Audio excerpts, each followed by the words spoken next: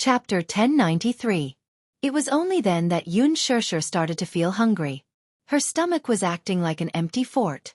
Her eyes swept across the rows of appetizing pictures. Although these dishes were only pictures, she was so hungry that it was as if she could smell some kind of aroma from the pictures. She was drooling. She wanted to eat this. She wanted to eat that. Her eyes were a little dazzled as she looked at them. It was hard for her to make a decision. She was so greedy that she wanted to order the entire book on the table and eat to her heart's content without restraint. But she was also worried that she wouldn't be able to handle it. If she couldn't finish it alone, it would be a pity to waste it. Xianxia raised her head to look at the man sitting by the side. She saw that he was casually playing with the exquisite cutlery, but he didn't look in her direction. It seemed like he wasn't hungry, but it also seemed like he didn't have much of an appetite. Xianxia sighed in her heart. She was more or less annoyed. It seemed like she had to settle this meal by herself again. He didn't seem to be in the mood. She ordered a few dishes. The manager smiled and asked for Wuxia's opinion. Then, he turned around and left. The spacious private room suddenly quieted down. The scene now seemed too extravagant and corrupt. The two of them occupied a big round table just like that. Xianxia raised her head to look at the decorations and furnishings around her. The antique decorations had a unique classical charm. Even the chairs were exquisitely carved wooden chairs. Suddenly, she saw something interesting. Xianxia curiously stared at the ink painting beside the screen. The painting of a naked maid, the bold and elegant calligraphy. The painting paper had a yellowish hue from the passage of time. It seemed to be very precious. It was framed with an expensive frame and hung high on the wall. She kept looking at it. For a moment, she was entranced. She clicked her tongue in wonder. Wuxia glanced at her and saw that she was staring in a certain direction in a daze. He followed her line of sight and frowned slightly at the sight of the rather ancient painting. The manager quickly led the waiter to serve the dishes. Taking this opportunity, Xianxia turned to him and said with a smile, "The painting hanging on the wall is very beautiful." The latter was startled. Her sudden words baffled him. He then followed her gaze and looked at the painting. Only then did he understand. His face revealed an unconcealable pride as he said with a smile, "Ha ha! That's right, this painting is not only beautiful, but it's also extremely precious." Xianxia blinked in confusion as the manager continued, "Haha, do you know Gu Kaiji from East Jin Dynasty?"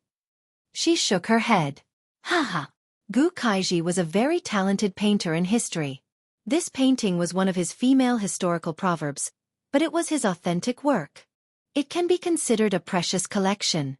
"This painting is from your collection?" she asked in surprise. The manager shook his head regretfully and explained, "If it's mine, why would I open this restaurant? Hee. This is from the collection of an old friend of mine who has a good relationship with me. He's the same as me. He likes rare scrolls and is also an antique collector. I heard that this painting was specially bought from England at a high price for his private collection. He often comes here, so he lent me this painting to hang in this private room. It's considered to be his face." Chapter 1094.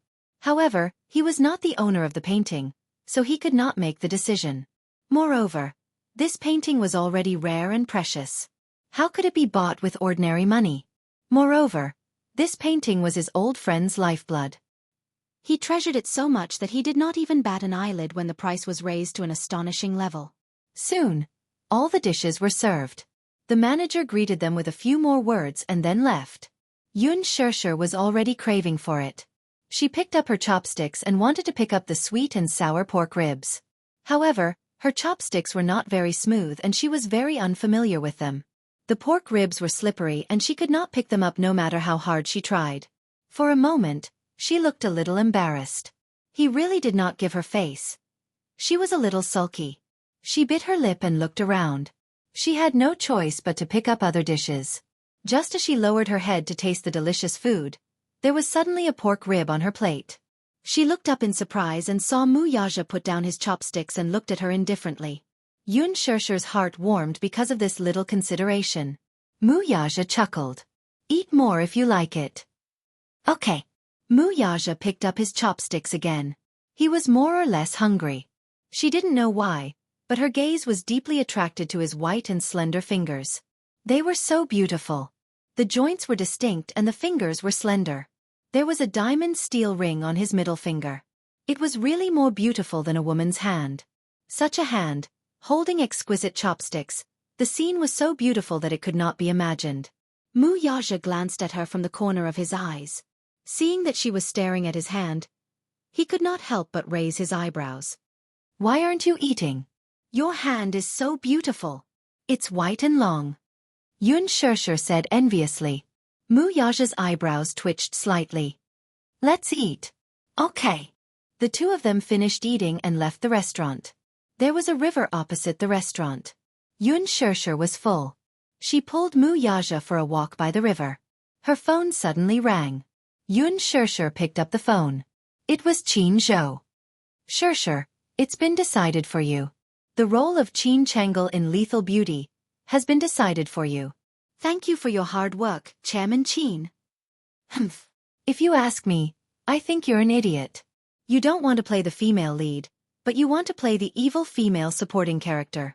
Don't blame me for not reminding you. After this drama airs, you'd better wear a pot lid. Otherwise, if the fans recognize you, they'll definitely smash your rotten cabbage. Xianxia let out a hollow laugh. It can't be that cruel, right? You think? Has the female lead been decided? Yes. Lin Ji was the female lead from the start. Xianxia pursed her lips and suddenly asked carefully, who's playing the male lead? It hasn't been finalized yet. I'll let you know when the results are out. After hanging up the phone, Xianxia looked very happy. Her face was full of joy. She raised her head and said to Mu Yaja with a smile, Mu Yaja, I've taken on a new drama. I'm so happy. She originally thought that after that incident, the chances of her getting the role in Lethal Beauty were very slim. She didn't expect that even though she had offended the higher-ups of Global Pictures, she would still get an important role. Xianxia was so excited that she jumped into Mu Yaja's arms. She hugged his waist and jumped around like a child. Even Mu Yaja couldn't help but be infected by her happy mood.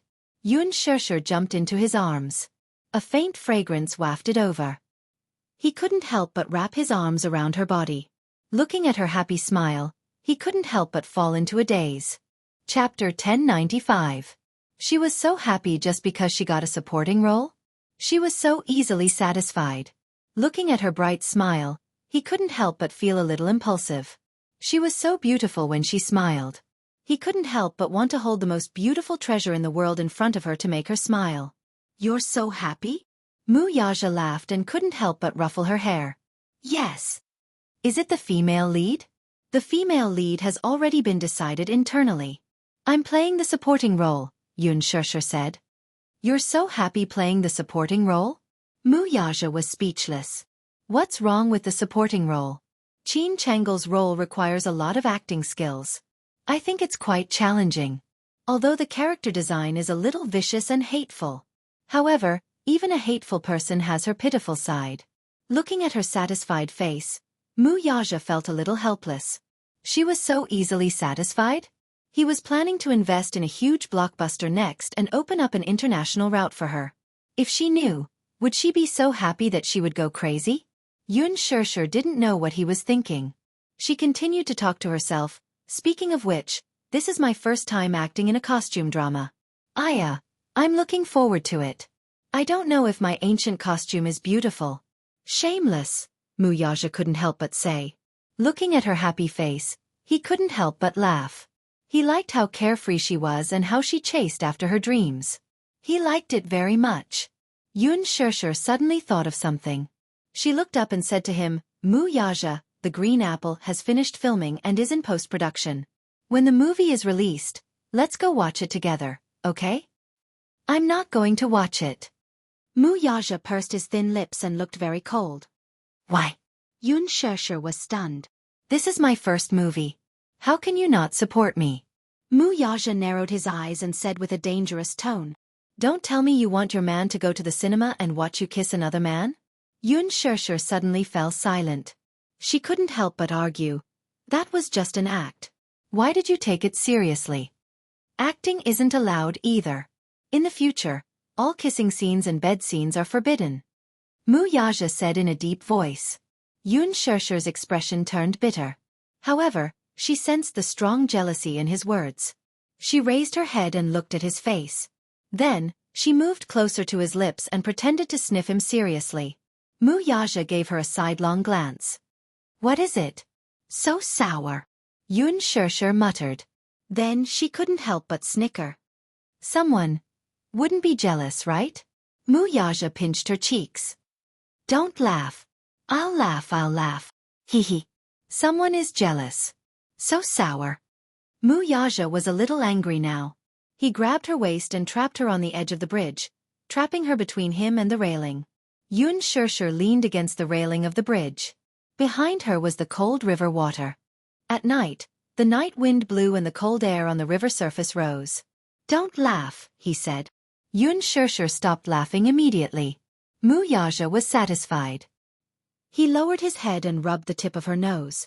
Suddenly, he gave her a gentle peck on the lips. Sure, I'll make you the best actress. Do you want it?" Xianxia pouted.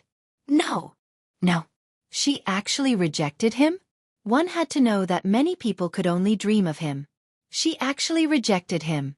This stupid woman. Why not? Chapter 1096. Wuxia did not think much of it and merely raised a brow with a smile. So supporting my woman is considered an unspoken rule too? It was only right for a husband to support his wife. Yet, she said that this was an unspoken rule? He did not understand her. Xianxia blushed and snorted. That's considered an unspoken rule too. Anyway, I don't need you to support me. I'll rely on myself. Someone used to say that she's a fool if she doesn't rely on a backer, Wuxia said coolly as he cast her a sidelong glance. Xianxia blushed again. That was before. It's different now. Ever since Lu Jingtian mocked her that she had relied on Wuxia to achieve what she had today, she felt indignant. She could get the role in the Green Apple, purely based on her own capabilities. Why did she negate all her hard work with just a few words? Since she said that she was nothing without Wuxia. Then she would wait and see. Even without Wuxia, she could still make a name for herself. If supporting you is an unspoken rule, then I would have done it a long time ago. Wuxia stated the truth expressionlessly. Xianxia's face fell as she glared at him. You call this an unspoken rule? Xianxia held his arm as they walked by the river. Suddenly, a trembling voice was heard from behind them. Brother Mu. Wuxia stopped in his tracks. Xianxia could not help but stop in her tracks as well. She turned around and saw Xianxia and Yunqi standing behind them, staring at them in a daze. The smile on Xianxia's face froze. Xianxia's unblinking eyes, however, were fixed on Wuxia. Her eyes glistened with tears as they misted over. She had been looking for him all this while, but he avoided her. At this moment, however, he was being so intimate with this woman. How could this be? This was especially so when she saw Wuxia kissing her gently and even rubbing Xianxia's hair lovingly. In the past, he had only done such intimate actions to her. But now, he was giving his love and tenderness to another woman. She even said that she would make her the best actress. How much did Brother Mu like her for him to say such words? In the past, Wuxia could not be bothered to entertain her request for a role. Now, he was willing to use all means to help Xianxia rise to the top. Xianxia felt aggrieved and jealous at the same time. A wave of jealousy threatened to engulf her like a black wave. Now, she could clearly see the love in Brother Mu's eyes when he looked at this woman. It was definitely not fake. It was just that she was unwilling to admit it. How could they be so close? They were so close. They were so close that Brother Mu even said, "Is supporting my woman considered an unspoken rule?" When Wuxia saw Xianxia, the smile on his face faded a little. Xianxia's cold gaze landed on Xianxia. That pair of eyes seemed to be accusing her, but at the same time, they were like sharp blades slicing her body ruthlessly, as if they could not wait to cut off a piece of her flesh. If looks could kill, she would have been cut into pieces long ago. Brother Mu. Why didn't you pick up my call? I went to the office to look for you, but you didn't answer my wallpaper. Why? Xianxia took a few steps toward him, her eyes full of hurt. Wuxia's gaze was extremely cold, but he tightened his grip on Xianxia's hand. Xianxia noticed his subtle action and her heart ached even more, as if it was being cut by a knife. Her heart suddenly turned cold. Chapter 1097.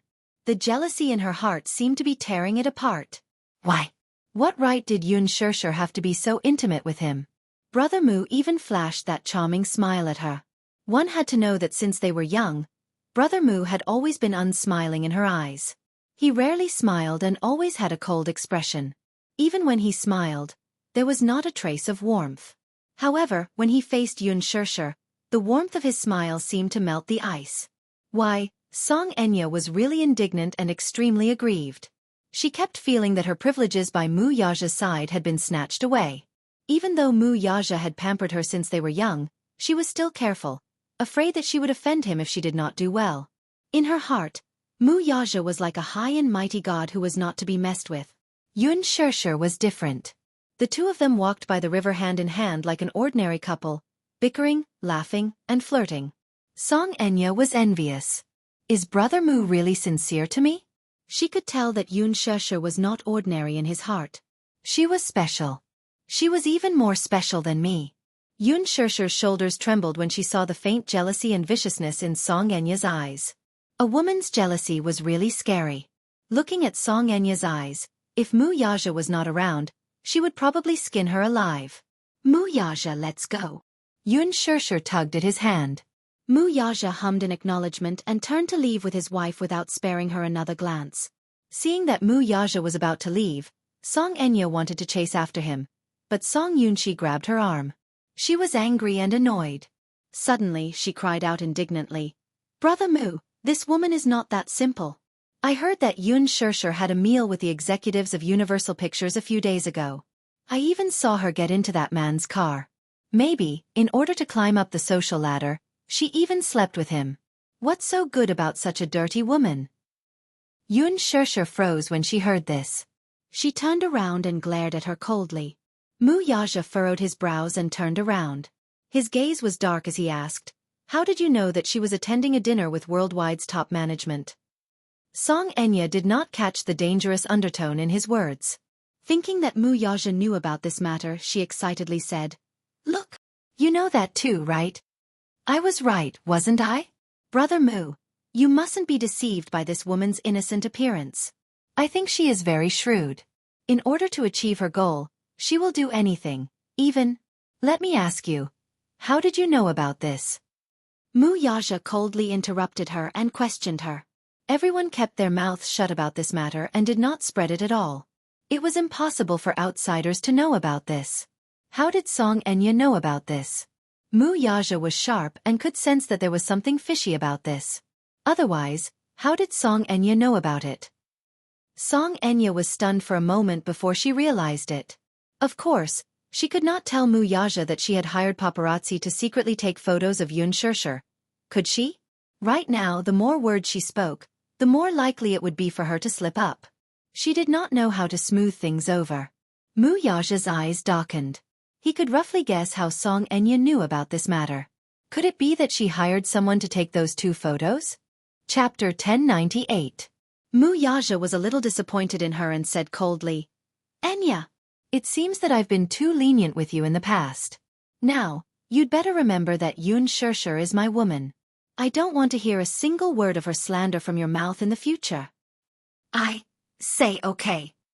"Xianxia, don't make me lose my patience with you." Mu Yaja's words were so cold that it made one's heart tremble. Xianxia bit her lower lip hard, but no matter how hard she tried, she could not say anything.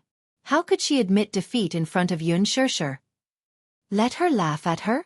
No way. She suppressed the grievance and anger in her heart as her whole body trembled. Xianxia smiled and said, "Uncle Mu, Enya is still young and immature. She's a little willful, so why bother with her? There should be a limit to willfulness." As soon as Mu Yaja's cold words fell, Xianxia's shoulders trembled and her eyes turned sour. "Let's go home." Mu Yaja put his arm around Xianxia's shoulders and turned to leave without looking back. Xianxia was heartbroken. She threw herself into Xianxia's arms and cried sadly. When she got home, Xiaoyi Chen and Yu Yu were also back. Xianxia accompanied the two little guys for a walk around the house with little Zhezhe. When she came back, she was so tired that she almost collapsed. She took a comfortable hot bath and fell asleep comfortably. Mu Yaja also took a bath and walked out in his pajamas. When he saw that she had fallen asleep, he turned off the lights and went to the study room. Wang Chuanda had already sent the documents for the planning case over via email. In addition, there were some cases that needed his approval. Hence, he sat in the study room for an hour and did not come out. In the blink of an eye, it was already 2 in the evening. Xianxia was sleeping soundly when she was suddenly woken up by the ringtone of her cell phone. She lazily propped herself up and vaguely recognized that it was not her ringtone. She threw her head back on the bed, turned over, and continued to sleep. The bell rang once, and after a period of silence, it rang again. She was in a deep sleep and did not have the mental strength to pay attention to it. She was too lazy to care. She thought that she would wait for Mu Yaja to return to his room and check the missed calls on her phone. How could she have known that the ringtone would not let her go? It rang again and again, persistently driving her crazy. Xianxia was also angry. This person was not letting her have a good night's sleep. Thus, he sat up and rubbed his messy hair. His expression was very ugly and very dark. Although she did not have a terrible morning temper like Mu Yaja, she was still depressed. Anyone who was not fully awake would naturally have a bad temper. She flipped over and got out of bed. She almost missed a step and fell to the ground. This time, she almost sprained her heel, and her mood became even worse. With great difficulty, she groped around in the direction of the ringtone and pounced on the clothes rack.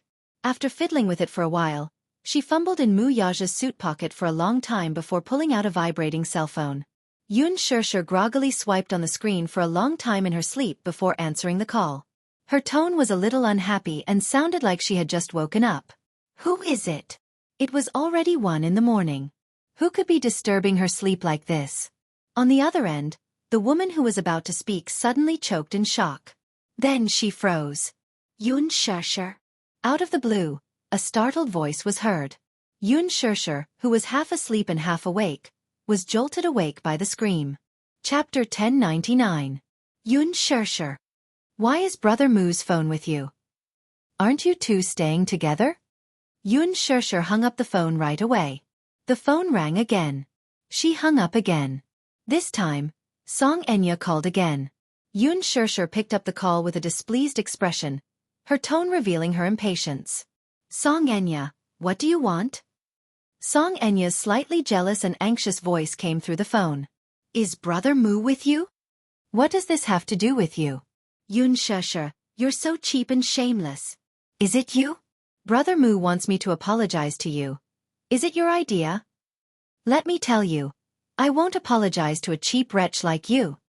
Xianxia flew into a rage out of humiliation and cursed a few times. Xianxia, who was already feeling frustrated, hung up the phone, switched it to silent mode, and threw herself back on the bed. However, her ears kept ringing with Xianxia's curses, which filled her with grievances. Tossing and turning, she could not fall asleep no matter how hard she tried. By the time Mu Yaja returned home, it was already 2 in the morning. When he returned to his room, he turned on the table lamp and saw Xianxia sleeping peacefully on her side. His thin lips curled slightly as he walked over to cover her with the blanket, only to see that his phone had been tossed aside. Mu Yaja picked up his phone and glanced at the screen. He saw that there were 25 calls from Xianxia, and 2 of them had already been answered. She picked up the calls? Then, what did Xianxia say? Mu Yaja knitted his brows and walked to the balcony to return the call. It rang a few times before it was picked up. Xianxia's voice came from the other end. Is this Brother Mu? It's already so late. Why are you looking for me? Brother Mu, I'm sad. Can you come over and keep me company? Xianxia's voice sounded a little intoxicated, as if she had been drinking for a long time. Even her words were a little slurred. Brother Mu, I'm so sad that I'm about to die. Can you keep me company? Where are you? Monarch's Descent. Sovereign's Descent was the most famous bar in Beijing. Junlin Bar was opened by a famous artist in the entertainment industry, and most of the customers who went there were well-known directors, artists, celebrities, and producers in the entertainment industry. Of course, some of the rich young masters in S-City also frequented the bar, and it was known as the Hall of Fame in Beijing. It was also a bar that Xianxia frequented. She seemed to be in a bad mood from crying. Coupled with the fact that she was drunk, The Missy had lost her usual elegance and arrogance, revealing the fragility in her bones without any concealment. She couldn't figure it out. Her love for Mu Yaja was no less than Xianxia. Why was Xianxia able to obtain his favor? But she couldn't? Holding on to a glimmer of hope, she mustered up the courage to call him. Even if he didn't pick up, she thought. Maybe he didn't want to pick up? However, when she held on to such a humble hope and swallowed her pride to call him again and again, it was Xianxia who picked up the call in the end. It's already so late, yet he's with Xianxia? Could it be that Brother Mu isn't just playing around with this woman but is serious about her? Does he really like Xianxia? At that moment, Xianxia suddenly felt that she had lost all hope. Chapter 1100. He indulged her, and no matter what she wanted, he would satisfy it one by one. She had always thought that she would be the only woman he would dote on forever. Even if she did not have a status, she was willing to be by his side. She did not expect that her position by his side would be replaced by another woman. Xianxia. He seemed to dote on Xianxia more than he doted on her. He indulged her in everything. Yes. She was jealous. She was crazy jealous. Why? Why could Xianxia have what she could not have so easily? This was not fair. The more she thought about it, the sadder she felt. She burst into heart-wrenching sobs over the phone. Mu Yaja could not help but frown and whisper, "Stop fooling around. Go home. Brother Mu, can you come over and keep me company?" She almost begged him humbly. "Just this once. Come over and keep me company now, okay?" Mu Yaja remained silent. He turned to look at Xianxia, who was lying on the bed, and a hint of coldness appeared between his brows. Her phone was suddenly snatched away from her, and a man's voice came through. "Hello, are you Enya's friend? She's dead drunk now. If she continues drinking, I'm afraid something will happen. She refuses to let anyone send her home and stays at the bar. If this continues, I'm afraid something will happen." Mu Yaja remained silent. The man continued, "Quickly come and take a look at Xianxia. It's not a good thing to get drunk all day. If word gets out that the mayor's daughter is getting drunk at a bar, it'll ruin her reputation. Quickly come over and send her home. If anything happens, it'll be too late for regrets." The last sentence had a deeper meaning. Mu Yaja frowned and glanced at Xianxia again before replying casually, "I'll be right there." With that, he hung up the phone. Mu Yaja walked to the bedside and covered her with the quilt. He planted a kiss on her forehead, then turned and left the bedroom, closing the door behind him. Behind him, Xianxia slowly opened her eyes, but they were filled with coldness. Inside the bar, Xianxia was overjoyed when she heard that Mu Yaja was coming over immediately. Brother Mu still cared about her. He drove all the way. Mu Yaja parked the car in front of the bar, but he didn't get out of the car. It was not that he did not know what Xianxia was thinking about him, nor was it that he had not expressed his feelings for her before. Perhaps his attitude wasn't clear enough? Xianxia still harbored illusory fantasies about him. To her, it was just a form of sustenance for her mother. It was only because she had a similar appearance to his mother that he couldn't help but think of Jianghu when he saw her. Therefore, he had always doted on her and indulged her. Whatever she liked, he would naturally go along with her wishes. He still had some feelings for Tion, but even so, he still had his bottom line. After getting out of the car, he walked into the bar. It was already midnight, but for this bar, the atmosphere had just reached its climax. In order to avoid the paparazzi, many artistes could only go out very late at night. Hence, the bar was really starting to get lively at this moment. Mu Yaja walked to the bar counter and quickly spotted the woman lying in front of it. He slowly walked over to Xianxia's side and reached out to give her shoulder a push. Chapter 1101. She didn't seem to have put on any makeup when she went out. Her face looked a little haggard, but her delicate facial features were still beautiful. It seemed that because she had been crying for a long time, her beautiful eyes were a little red and swollen, making her look even more miserable and pitiful. The music in the bar quieted down at once, and a soothing slow rocking song played. Mu Yaja did not push her away, but his face looked a little cold. He lowered his head and looked at her coldly before slowly saying, "Don't you think you look ugly when you're so drunk?" Xianxia was stunned. She lowered her eyes helplessly, her tear-filled face looking miserable as she mumbled, "Yes, I also think that I'm ugly like this, but..." "Brother Mu, Why are you ignoring me? Mu Yaja said lightly. I've said it before. Before you realize your mistake. What mistake? What did I do wrong? She broke down suddenly. I just... Enya, I know what you think of me, but I should have made my attitude very clear. It's impossible between us. What do you mean by impossible? Is it because we're related by blood? Is it? She hugged him sadly.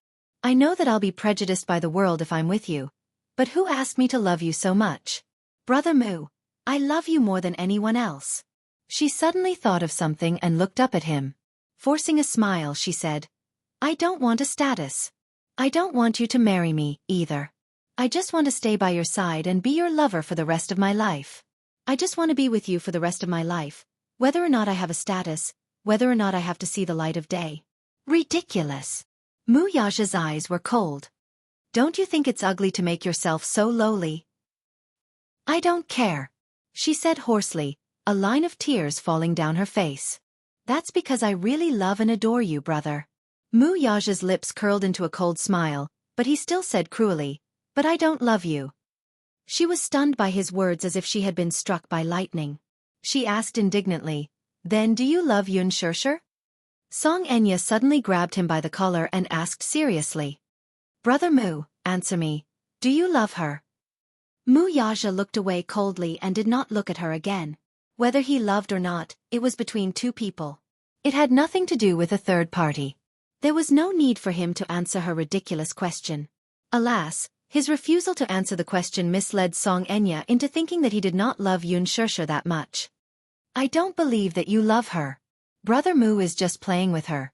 Isn't he? She was eager to confirm, eager to find the answer on his face. Mu Yaja coldly ordered, Enya, are you done fooling around? Go home now. Do you understand? You haven't answered my question. Song Enya refused to let go of this topic. She then smiled bitterly. You don't love her. Song Enya was stunned. She said in a daze, I heard that you're planning to hold a press conference to announce your marriage. I'm going to announce my marriage. Mu Yaja's tone was cold. He paused for a moment and then said in a deep voice, but not with her. Song Enya was completely stunned. Chapter 1102. He said that he would announce his marriage, but it was not with Mu Wanru. Who could it be then? Could it be Xianxia? Her heart sank the moment she thought of this possibility. Could it be Xianxia? She suddenly panicked and grabbed his sleeve. Brother Mu, are you going to announce your marriage with Xianxia? Mu Yaja suddenly lowered his head to look at her. It was still a face similar to Jiang Yishan's. However, this face was a stranger's. Do you know? Mu Yaja suddenly asked in a low voice. His abrupt words made her heart skip a beat. Ha! What? Your face disgusts me. Those heartless and cruel words caused her heart to be completely frozen in ice. She looked at him with a heavy blow, somewhat unable to believe it. In her eyes, large drops of tears rolled down uncontrollably. You think I'm disgusting? She suddenly broke down. You actually said that I'm disgusting because of that B*TCH. Brother Mu, you're so cruel. How can you be so cruel? Mu Yaja brushed her hand away and said coldly, she'll be my future wife. Song Enya's expression froze. So, please treat her with respect. His words were undoubtedly a ruthless slap to her face. It was incomparably painful. Her dignity, along with that little bit of hope, was completely crushed under his feet. She came from a good family and was beautiful. There was no lack of fanatical suitors, but this man in front of her had rejected her. Why was he so cruel to her? At the side, many people curiously looked in their direction. Mu Yaja slowly turned his face, his frosty gaze sweeping across the room. The crowd was so frightened that they immediately shrank back, not daring to take another look. He looked at her again and said indifferently, I'm here to take you home.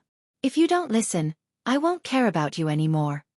After saying that, he turned around to leave. Song Enya frantically pounced on him and hugged him from behind, her voice filled with despair and helplessness. I beg you. Don't abandon me. Brother Mu, I beg you. Don't abandon me. I'm scared. I'm so scared. Wuxia said. Then let's go home. His tone left no room for discussion. It was obvious that his patience had run out. Xianxia bit her lower lip as tears streamed down her cheeks uncontrollably. She choked out, "All right, I'll listen to you. I'll listen to you. I'll go home. I'll go home now." He drove her all the way to the Song family. The car stopped at the entrance, but Xianxia did not make any move to get out. Wuxia held onto the steering wheel and looked at her coldly. Sensing his piercing gaze, Xianxia shuddered and raised her head, only to meet his frosty eyes. "Brother Mu, get out of the car," Wuxia ordered. "Brother Mu, don't be so fierce to me, okay? You used to be so gentle to me." Xianxia felt wronged and was about to cry again. Alas, her tears did not work on him at all. If it were in the past, he would still be soft-hearted, but now he was indifferent. His heart turned cold, but it was despairing. Chapter 1103.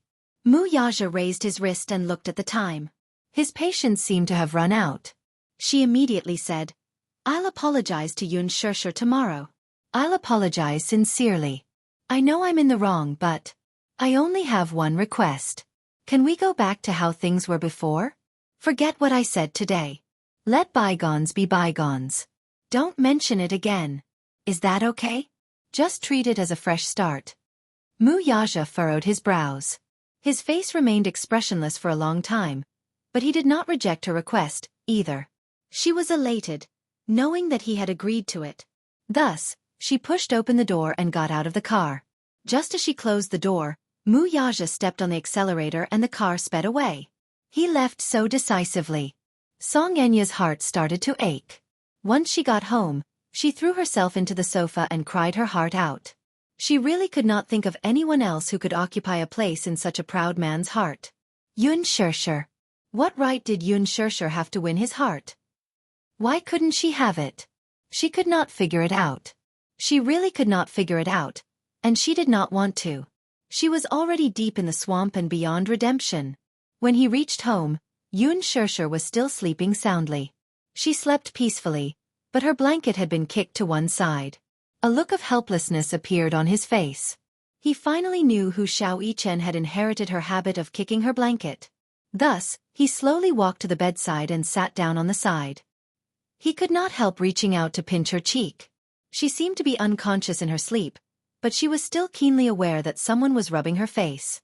She waved her hand in dissatisfaction, but Wuxia grabbed it. He gently bent his head and pecked her fingertips with his lips. He covered her with the blanket again and turned to leave. Wuxia stood in the back garden. Early in the morning, the beautiful morning light sprinkled down. He lit a cigarette, took a deep puff, and a thin wisp of smoke dissipated in the morning breeze. When Xianxia woke up, she was awakened by Qin Zhou's ringtone. "There's an exclusive interview with Bazaar magazine tomorrow. Before the interview, you'll have to shoot a set of blockbusters. Arrive at the company before noon. You're not allowed to be late." Xianxia's face was full of resentment. She walked to the window and looked out. She saw Wuxia standing in the back garden. She didn't know when he had returned, but he was holding his phone in his hand and seemed to be talking on the phone. "You're back," she said. Wuxia turned around and frowned. He had always paid attention to details. She said that he was back. Did that mean that she knew that he had gone out in the middle of the night? Xianxia walked to the back garden and hugged him from behind. She smiled and said, "Why are you standing here alone in a daze?" As for him going out in the middle of the night, he did not mention a single word. It seemed that he had no intention of asking about it. Wuxia was stunned for a moment before asking, "Why are you up so early?" "I was woken up by Qin Zhou's call." She rubbed her eyes and looked resentful. "He called to inform me that there's an exclusive interview tomorrow and asked me not to be late." "Go back to sleep." "No." She acted coquettishly. "I just want to hug you." She felt inexplicably at ease when she hugged him. He did not say anything else. After a moment of silence he suddenly said, "I'm going abroad tomorrow. I won't be back for about half a month." "Going abroad again?" She couldn't help but complain. "Fourth uncle called and said that he's looking for me." Wuxia turned around and scratched her nose. "Be good. I'll be back as soon as possible." Chapter 1104. The next day, Xianxia was at Huanyu Tower for an important interview. In the waiting room, she flipped through the script for The Love Diary, while Ding Ning styled her hair. From time to time, she would look at Xiaxia's tranquil face in the mirror and could not help teasing, "Xiaxia, when will the filming of The Love Diary start?" After leaving the production team of The Green Apple, Xiaxia signed Ding Ning as her personal stylist.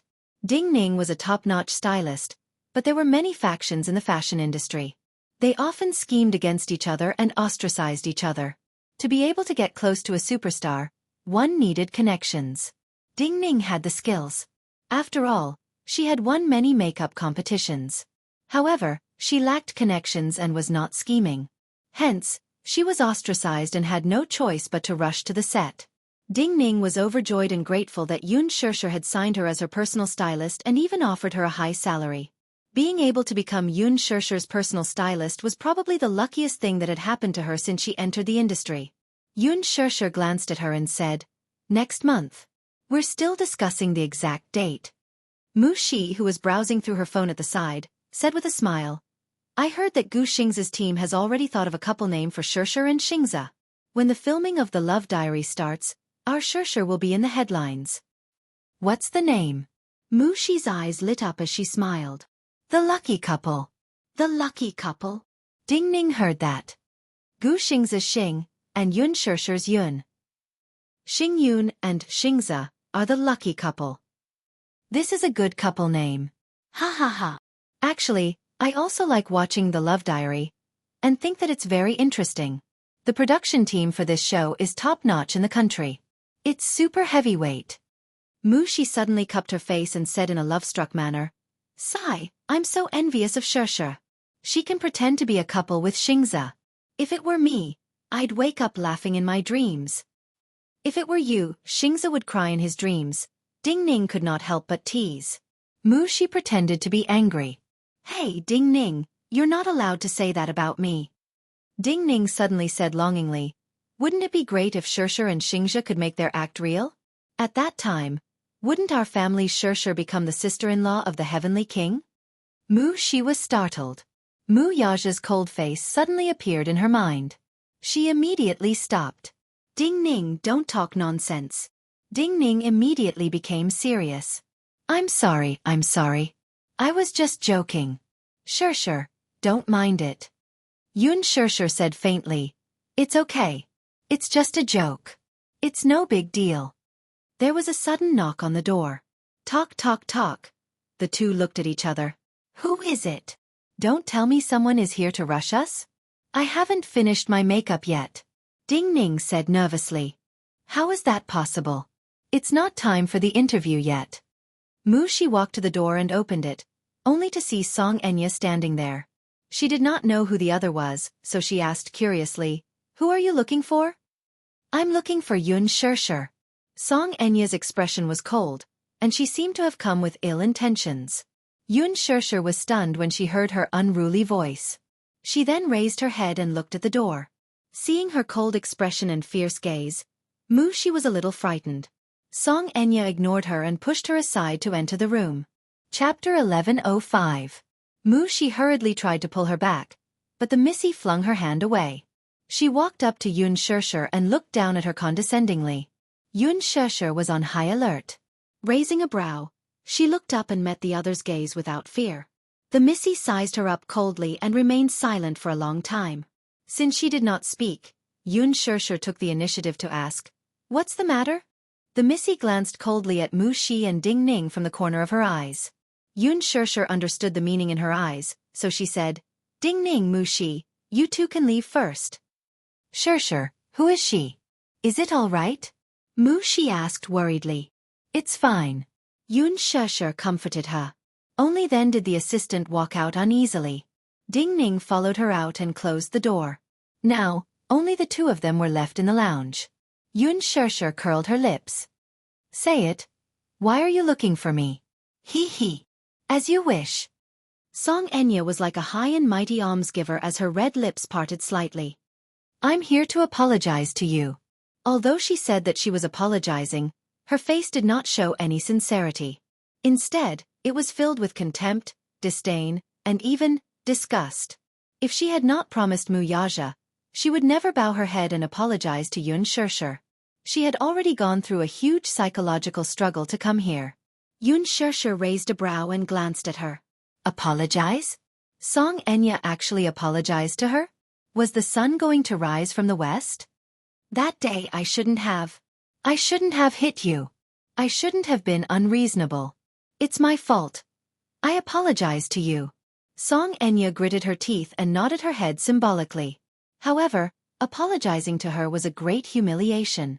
She clenched her fists so tightly that her nails almost dug into her flesh. It was extremely painful. That's it? Xianxia was originally looking forward to it, but in the end, this apology had no sincerity at all. It really disappointed her. It was no wonder that a pampered missy like Xianxia had always been pampered. She was arrogant, unreasonable, and condescending. Lowering her head to others was worse than killing her. It was not easy for her to say such a thing. Hee. I don't accept it. Xianxia expressed her attitude. Xianxia furrowed her brows and glared at him when she heard that. What? She put down her pride to apologize, but she actually did not accept it? What right do you not accept my apology? She questioned harshly, feeling incomparably humiliated. If it weren't for her misgivings, she would have slapped him long ago. What do you not to accept my apology? Look, what a lofty and self-righteous rhetorical question. Must she accept her apology to her to accept to apologize to apologize to apologize? Although she was apologizing, she didn't show any basic respect. Her words gave people the feeling that she was superior and didn't have any sincerity. How could she accept it? Xianxia said, "It's your business whether you apologize or not. It's my business whether I accept it or not." *Tse. Xianxia subconsciously wanted to scold her, but Wuxia's cold gaze suddenly appeared in her mind. She shut her mouth abruptly and glared fiercely at her. Her sharp gaze was as if she wanted to carve a piece of flesh off her body. Since you're done apologizing, can you get lost now? Xianxia smiled slightly, but she mercilessly ordered her to leave. Chapter 1106. Xianxia raised a brow and shrugged innocently. What else can I do? Miss Song, I'm very busy and have an exclusive interview soon. If you're looking for me, I'll get my assistant to arrange another time. How about that? Xianxia, on the other hand, raised her hand out of habit. She could not wait to slap that disgusting face of hers. She was used to being arrogant and willful. She was like this at home, venting her anger on the servants whenever she was unhappy. Xianxia glanced at her frivolously. What? Are you going to hit me again? There are surveillance cameras here. It won't look good on the gentle and virtuous mayor's daughter to slap someone just because of a disagreement, right? Xianxia was at a loss for words. Biting her red lips, she suppressed the anger in her heart and retracted her hand abruptly. She then turned around and left hatefully. She opened the door and walked out. Wuxia and Ding Ning, who were chatting, were shocked to see her appear at the door with a furious look. What are you looking at? Xianxia glared at her assistant. Wuxia only felt that this woman was being unreasonable and did not think much of it. Thus she stubbornly retorted, "Whether I'm looking at you or not is none of your business. Why do you care?" *Tch. How dare you talk back? Xianxia gave her assistant a tight slap across her face. This slap vented all the grievances she had suffered in front of Xianxia. The force of the slap was so strong that it stunned her. After being slapped for no reason, Wuxia flew into a rage out of humiliation and stepped forward to reason with her. Ding Ning tugged at her from behind and whispered, "Wuxia, forget it. Don't cause trouble. What if she's someone you can't afford to offend?" Wuxia covered her burning cheeks and glared at her fiercely. Xianxia left with a wave of her hand. Wuxia scolded from behind. "Ridiculous. What kind of person is she? She's crazy. All right. Let's go in." Ding Ning pushed Wuxia through the door, but the latter was still indignant. "She hit me for no reason. What a crazy woman." Xianxia was stunned when she heard that. She looked at her face and asked, "What's wrong?" "That woman just now was so fierce. She slapped me," Wuxia said, feeling wronged. Anger rose in Xianxia's heart. She pursed her lips and apologized. "I'm sorry. It's my fault that you've been wronged." Aya, I'm fine. Why are you apologizing to me? You're not the one who hit me. She waved her hand and asked, Who's that woman? How unruly. Xianxia. Xianxia? Who is it? Xianxia said, She is the mayor's daughter. Her father is Jianghu. She was stunned by his words. No wonder he was so arrogant. It turned out that he had some background. She was wondering how she could casually sneak into Huanyu Tower. At the thought of how she had just talked back to the mayor's daughter and almost got into a fight, she felt a lingering fear. It wasn't that she bullied the weak and feared the strong, but this was how realistic society was. Some people could not be offended at all costs. Otherwise, one would not even know how they died. She was just a small ant that could not afford to offend. Ding Ning said from the side, To think that you almost got into a fight with her just now. Thank you, Ding Ning. If not for you, I'd probably have fought with her. She patted her chest in relief. Following the increase in Xianxia's exposure and popularity, her value also rose. In the past, she did not need to hide when she went out, but now, she could not wait to be fully armed. Chapter 1107. Hats, sunglasses, and whistles were the standard. Even so, she would still become the center of attention if she appeared in a crowded place. As a result, Xianxia did not even have the chance to bring the two little munchkins to a restaurant for a meal. She even had to keep an eye out for suspicious paparazzi when she went out to prevent them from following her. Even though she was very careful, the paparazzi came and went unpredictably. They still managed to take a few photos of her and Xiaoxue together. Xiaoxue was so happy that she could not sleep these few days because of one thing. Xianxia had followed her. She had mentioned to Xianxia that she had been a fan of Xianxia for many years. She had been a fan of Xianxia ever since he debuted. If Xianxia followed her for even a day, she would jump for joy. She had just mentioned it casually, but Xianxia had taken it to heart. After a show, she had asked Xianxia for help. Xianxia followed her. Xiaoxue did not notice it at first. Her Weibo was empty and she had very few followers. Most of them were zombie fans who came from nowhere. Hence, she did not deliberately look at any new followers. She only went on Weibo to look at the hot search list and Xiaoxia's Weibo. Other than that, she did not do anything else. Until she suddenly gained a few thousand followers overnight. Someone left a comment under one of her posts. Wow! Xianxia actually followed you. Xianxia actually followed you. Guru, what's your relationship with Xianxia? Xiaoxue clicked on her followers and scrolled to the lowest. She saw that Xianxia had followed her. Xianxia's ID was his English name. She did not believe it at first and thought that she was dreaming. She rubbed her eyes repeatedly until she opened it and saw that it was really Xianxia's Weibo account.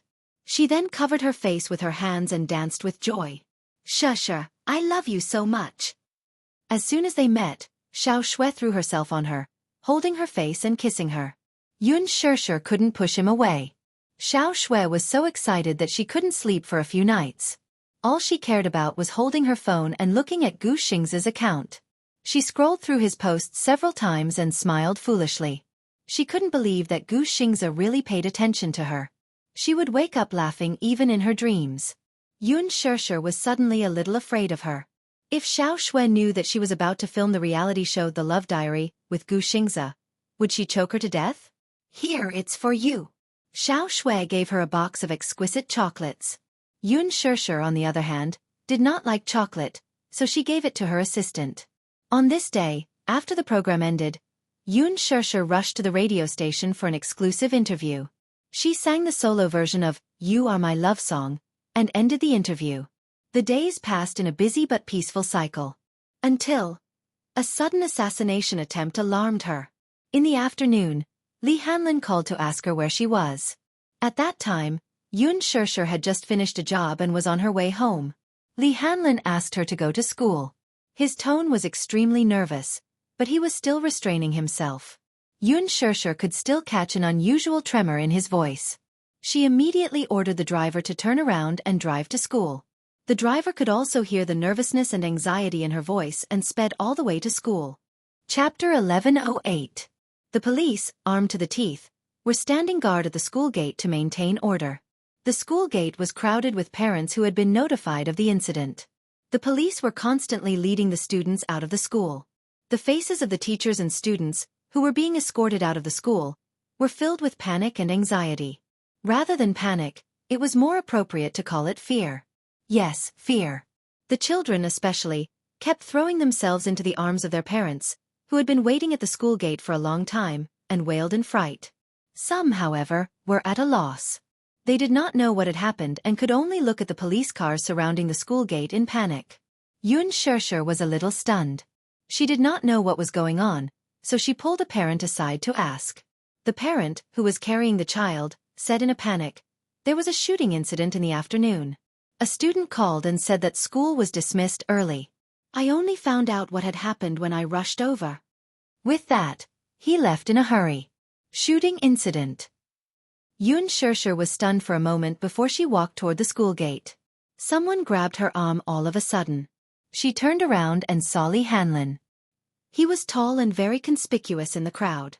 In his arms was Yun Tianyu, who was wrapped in a blanket. "Principal, come with me." Li Hanlin pulled her away and got into a bulletproof car. Li Hanlin only calmed down once they were in the car. Xianxia immediately took Yu from his arms. Under the blanket, the boy's face and lips were pale. He was obviously in extreme shock. He did not say a word, but his shoulders could not stop trembling. Xianxia hugged him tightly. Yu, don't be afraid. Mommy is here. Mommy will protect you." "Mommy, Mommy." His arms suddenly hugged Xianxia's waist tightly. His little face was buried in her chest, but his body was still trembling uncontrollably. Li Hanlin recounted what had happened. The incident happened in the afternoon. The first lesson in the afternoon was music class. Yu tidied up the textbook, but the music teacher was not there yet. He did not have a good afternoon nap, so he felt very sleepy and leaned on the table. However, the moment he fell to the ground, it really happened in that second. A fatal sniper bullet penetrated the window and left a hole. It whizzed past his hairline and accurately pierced the temple of his deskmate sitting next to him in a split second. In an instant, a line of red and white blood splattered on his face. Yu was startled by the sudden loud noise. He felt some warm liquid on his face, and when he touched it with his hand, his fingertips came in contact with sticky blood. His face instantly turned pale with fright. Sitting at the same table with him was a little girl. She was smart and always had a gentle smile on her face. Yu turned around and saw that the poor girl had a bloody hole in her head before she could understand what was going on. He didn't even let out a groan of pain. The expression on his face was still the same as when he was waiting for class. Just like that, he fell straight onto the table and died without knowing why. He could only watch helplessly as a life was lost in an instant right in front of him. What made him even more fearful was that if he did not suddenly feel sleepy and collapse, that bullet would have pierced his head. Chapter 1109. The police speculated that the culprit was a serial killer. The culprit was probably someone with violent tendencies. After being provoked by the outside world or being mentally unbalanced, he displayed extreme antisocial behavior. Was that really the case, though? Yun Tianyu did not think so, though. Before the assassination, the culprit hacked into the school's security system, destroyed the CCTV, and even cut off the surveillance cameras within a few hundred meters of the school. This was a premeditated assassination. The location of the ambush should be at the abandoned building opposite the classroom. That abandoned building was 100 meters away from the school, yet it was the perfect spot for an ambush. Yun Tianyu was in a state of mental stagnation. This assassination was too sudden and caught him off guard. The culprit was definitely a well-trained killer. After the failed assassination attempt, the culprit escaped unscathed and did not leave any traces behind. Just as Yun Tianyu had guessed, this was almost a successful assassination attempt. He was only a few milliseconds away from death. Naturally, Li Hanlin would not tell Xianxia about Yu's suspicions. He only told her that this was a school shooting accident. Xianxia hugged Yu with heartache. The child was still so young, yet he had experienced such a terrifying shooting accident. He must be scared out of his wits. She kept comforting Yu with her gentle voice. Only then did his fear gradually subside. The car drove back home. Xianxia carried Yu into the bedroom. Just as she placed him on the bed, he suddenly jumped down from the bed, walked to the window, and closed it tightly. He then drew the curtains. The entire bedroom was instantly engulfed in darkness. He walked to the door and locked it from the inside. His hands froze for a moment. Then, perhaps because he was too nervous, he relaxed all of a sudden. His whole body pressed against the door and slowly fell to the ground. His breathing was somewhat rapid and uneven. Xianxia hugged him with heartache and comforted him gently. You, don't be afraid. It's all right now. Don't be afraid. Mommy is here. Mommy is here with you. Yu buried her little face in her arms. Her face was expressionless, but from an angle that Xianxia couldn't see, her eyes were filled with murderous intent. If other children were to encounter such a terrifying scene, with their lives hanging by a thread, they would definitely be scared to the point of crying. On the other hand, Yu did not shed a single tear. She only held onto Xianxia's clothes tightly and hugged her tightly. Deep in her eyes, there was still a lingering fear. More than that, there was fear and anger. He did not know who had sent the assassin to assassinate him. He was just afraid that the murderer's next target would be his mommy. It was all due to luck that he was able to escape and brush shoulders with the god of death. However, if something like this were to happen again, he was worried that something bad would happen to his mommy. Compared to himself, he was more worried about Xianxia's safety. Yu bit down hard on her lips, her pearly white teeth leaving a deep mark on her lips. He did not speak a word for the whole day. Xianxia's heart ached as if it were being stabbed by a knife. She did not leave his side for the whole day. It was late at night. Xianxia hugged Tianyu and fell asleep quietly. In the darkness, Tianyu slowly opened his eyes. When he turned his head, he saw Xianxia sleeping peacefully. He cupped her face and planted a light kiss between her brows. Then, he carefully extricated himself from her embrace. He left the bedroom and entered the study room. After locking the door, he gave Li Hanlin a call. Chapter 11:10. Agent Li, dispatch a team of mercenaries and station them around the villa. Don't let anyone get close to it. Yes, I understand, Li Hanlin answered. How many men can you dispatch now? I can dispatch 2 teams from the branch with about a dozen men. Yu frowned. Not enough. I'm afraid that the culprit won't give me a chance to breathe after failing to get rid of me this time. It'll take some time for the team from the headquarters to reach the capital. Only then did Tianyu's heart settle a little. Have you investigated the matter thoroughly? No. It seems that this isn't a simple assassination. The killer is skillful and didn't leave any traces behind. Do you have anyone in mind? No, Tianyu cursed. D***. They were in a passive position in the current situation. The enemy was in the dark while they were out in the open. Every minute was dangerous, and could even be fatal. I suspect that the culprit's target is most likely Mommy and me. I was lucky enough to escape this time. However, there won't be a next time. Tianyu calmly analyzed. Li Hanlin was silent for a moment before he suddenly asked, Director Yun, have you considered joining Hurricane Group? Tianyu leaned back slightly against the back of the chair. His eyes suddenly turned deep and cold. As Li Hanlin and Tianyu got closer, Tianyu's trust in him grew. He also gradually understood that, after the veil was lifted, the mysterious Hurricane Group had a close relationship with Tianyu. Tianyu's relationship with Hurricane Group could be traced back to a design he had designed. Due to his poor health, Tianyu rarely had the chance to go out. He spent most of his childhood in the hospital. He liked to play with toys since he was young. However, Yu was different from other children. Other children played with toys because they liked to play with them. Once they were tired of playing with them, they would throw them aside and no longer care about them. But he was different. He liked to fiddle with intricate toys and study their composition. Gradually, this study was no longer limited to simple fiddling. He learned to take apart toys. No matter how intricate the toy was, when it fell into his hands, he could carefully take apart every part and finally assemble it perfectly. In addition to toys, he especially liked to study computers, machinery, and other sophisticated things. When he was 5 years old, he drew the design of a toy missile car and posted it on the bidding website. Soon, it attracted the attention of many toy manufacturers.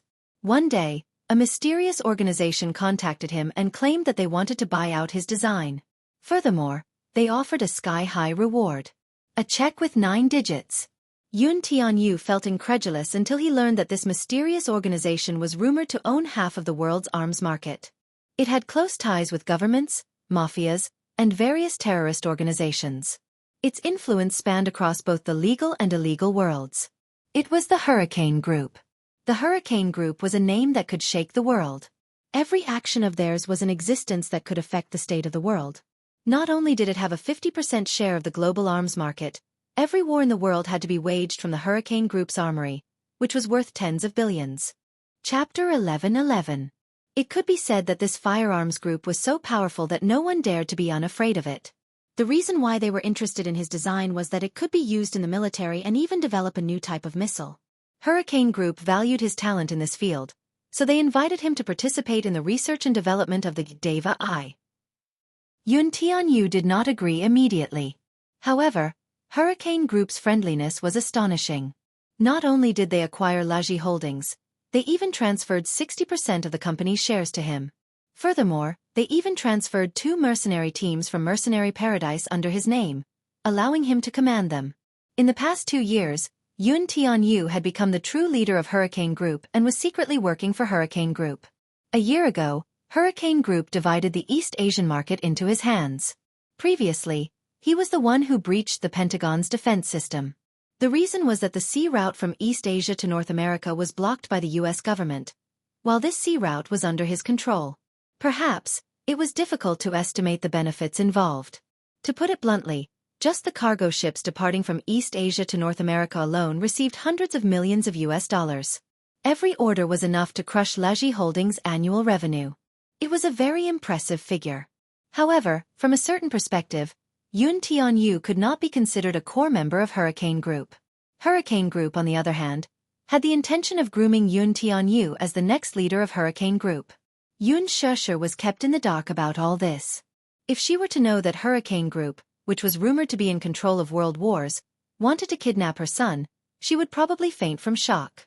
Hence, it was clear why Yun Tianyu did not care about those scheming tricks.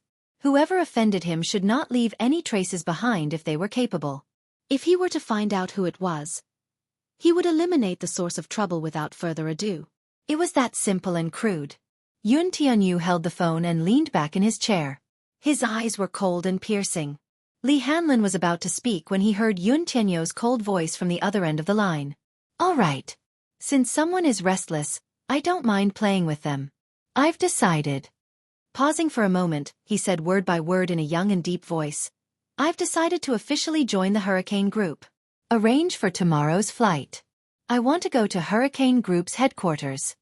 At night, while Mu Wanru was waiting for news in her study, her phone suddenly rang. She took a look and saw that it was an unfamiliar number. She could roughly guess who was calling. Mu Wanru took a deep breath and suddenly felt a little suffocated. Could it be that her actions had been detected by him? Mu Lianjue's voice rang from the other end of the line when she picked up the call. "Mu Wanru, I think you've got guts. How dare you send someone to assassinate Yun Tianyu? Do you know how big of a ruckus you've caused? Even the government officials are involved." Mu Wanru was shocked, but she heard him say coldly, "Fortunately, I have already suppressed the matter.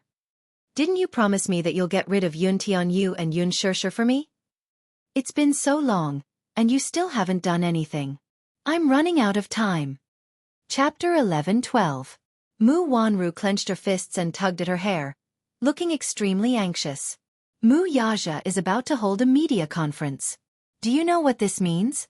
It means that he's about to become the Mu family's head. When that day comes, I'll be completely finished. I think you don't trust me at all. His voice suddenly turned as cold as ice, revealing a thick and suffocating sense of danger. Mu Wanru pursed her lips tightly. In fact, how could she trust Mu Lianjue?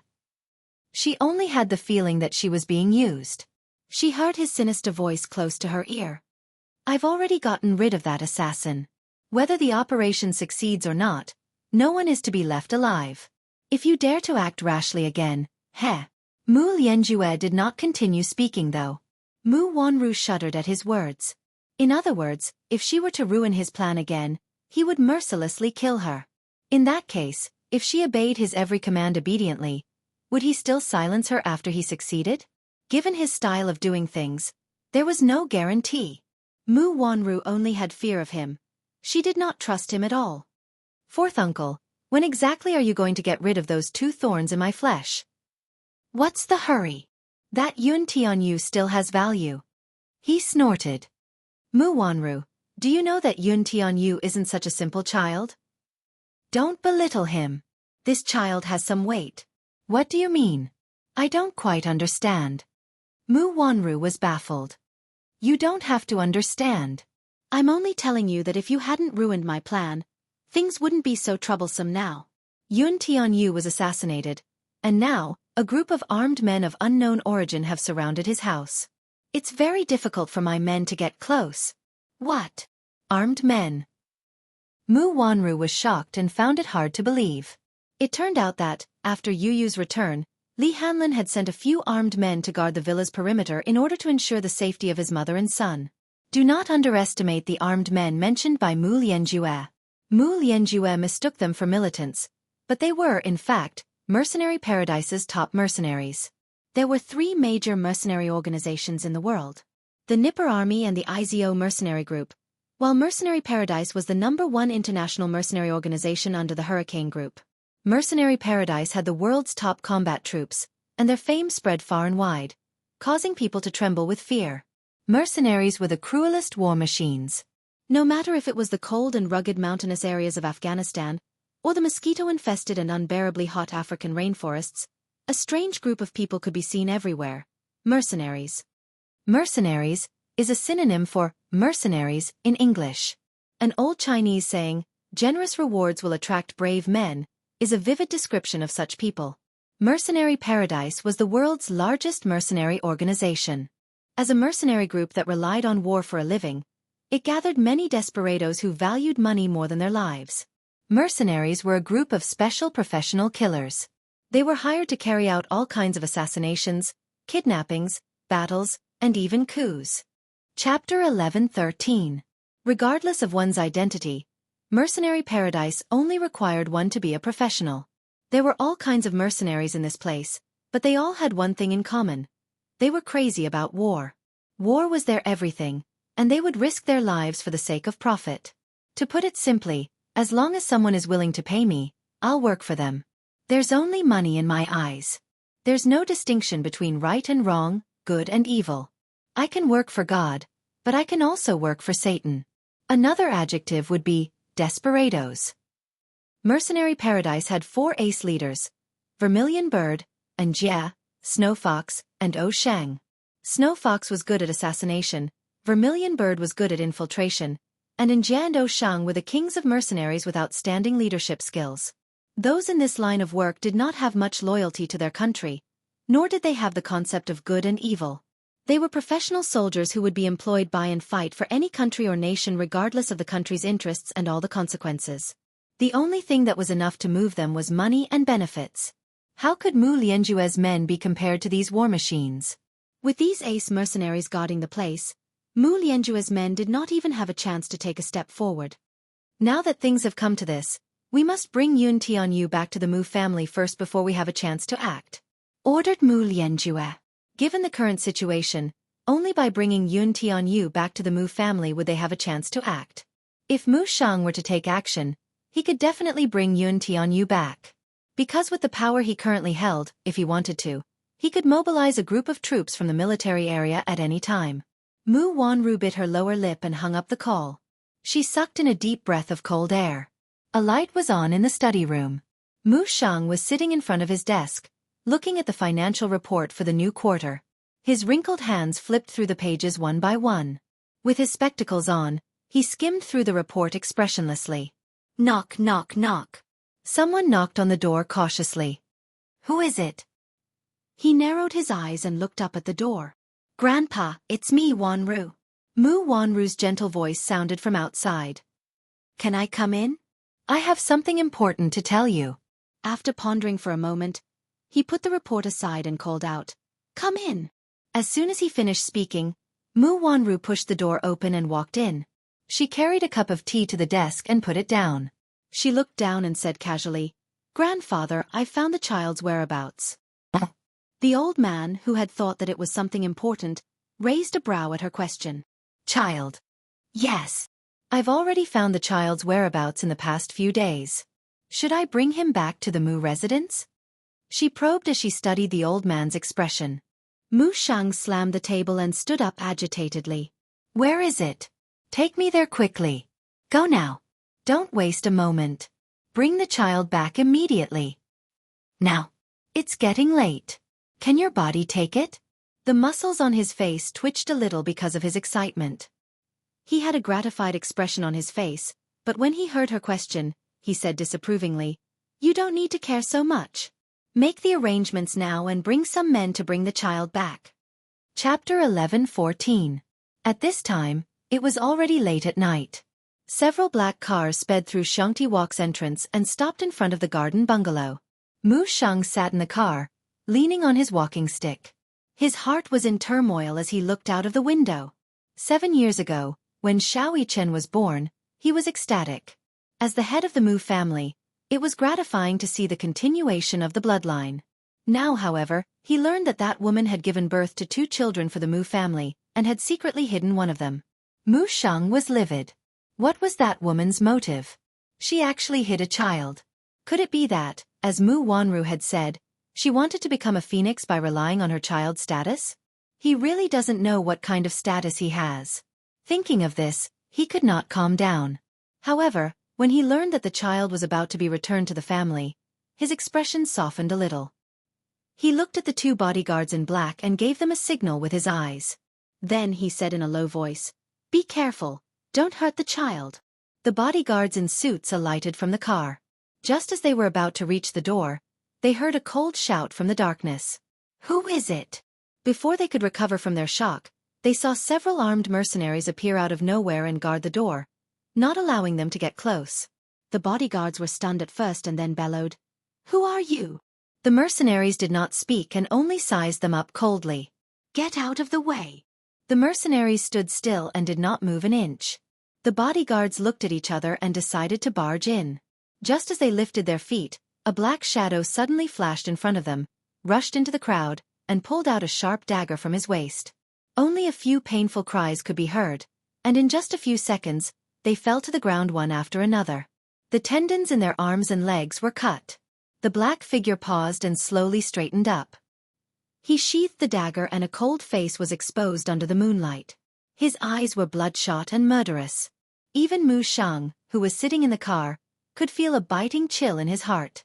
It was biting cold. This person's skills were outstanding, and his moves were fast, accurate, and ruthless. In just 5 seconds, he actually broke the tendons of the bodyguards he sent out. His fighting strength was enough to strike fear into the hearts of others. Who are these people? The old man had never seen such terrifying combat power. In the entire military region, only the special forces had such a terrifying combat level. What was going on? Grandpa, what should we do now? Mu Wanru asked in trepidation. It turned out that it was just as Mu Lianjue had said. A group of unknown armed forces had surrounded Xianxia's house, preventing anyone from getting close. Mu Wanru suddenly felt a chill in her heart. Mu Shang, on the other hand, was baffled. What were the identities of these people with such powerful skills? Mu Wanru suddenly said, Are these people sent by Xianxia to protect Xianxia and her son? Humph. This brat was always doing stupid things. I think his wings have hardened. He's actually bewitched by a dirty woman. Mu Shang banged his cane on the floor in anger. Anger rose from his heart. Grandpa, what should we do now? I think these people are very skilled. They're not simple. He snorted. No hurry. Chapter 11:15. The Mu family's business was huge, and its influence spread far and wide. There were many Mus in the military base. In the military base, those who held the rank of SHOU commander or higher were all members of the Mu family. Not to mention, Mu Yaja's second uncle, Mu Linfeng, was the highest-ranking commander of the military base in the capital. The Mus were inextricably linked to the military base. Hence, with just a call from Mu Shang, in less than an hour, 8 to 9 armored anti-riot vehicles were parked at the entrance of Xianxia Walk. Once there was a special operation in the military base, even the police would have to open the way for these bigwigs. In this country, the hidden hierarchy system was still very clear. Hence, The reason why the Muse had been standing tall for so many years was because they had the absolute right to speak in the field of supreme power. Closely following behind the anti-riot vehicles was the military base's military officer, Senior Colonel Song Yi. Although he was not a member of the Muse, he was the nephew of the capital's mayor, Song Zhenghua. His wife was from a side branch of the Muse, Mu Yaja's niece, Mu Kuei. Once he heard Grandpa Mu's instructions, Song Yi gave him face and mobilized all the soldiers from the special forces. Each of them was strong and fit, and they were the country's top war machines. 8 armed explosion-proof vehicles, carrying more than 30 regular army troops, majestically surrounded the entrance of the huge villa garden so that not even a drop of water could trickle through. These 30 soldiers were not to be underestimated. One must know that the special forces were the country's official military base. They were the vanguard of the military base and were responsible for special missions. Hence, each soldier was very strong. If one had to compare the special forces with the mercenaries, it would be difficult to see who was better. These 30-plus soldiers were equivalent to a company of soldiers. Hence, when Song Yi arrived with the 30 soldiers, the situation was completely under their control. Yun Tianyu stood in front of the window and looked at the black mass of special forces outside. His face turned ghastly pale. He didn't know what the purpose of these people was, nor did he know who these special forces soldiers were under whose orders, or who sent them here. However, he knew very well that the odds were against him tonight. Xianxia, who was holding Yu Yu, was also stunned by the scene outside the window. She didn't know who had sent the special forces outside the door, but the situation in front of her was so shocking that she was stunned and couldn't come back to her senses for a while. Mu Sheng sat in the car. Since his legs were inconvenient, he did not alight. Thus, Mu Wanru and Song Yi led their men and broke into the house.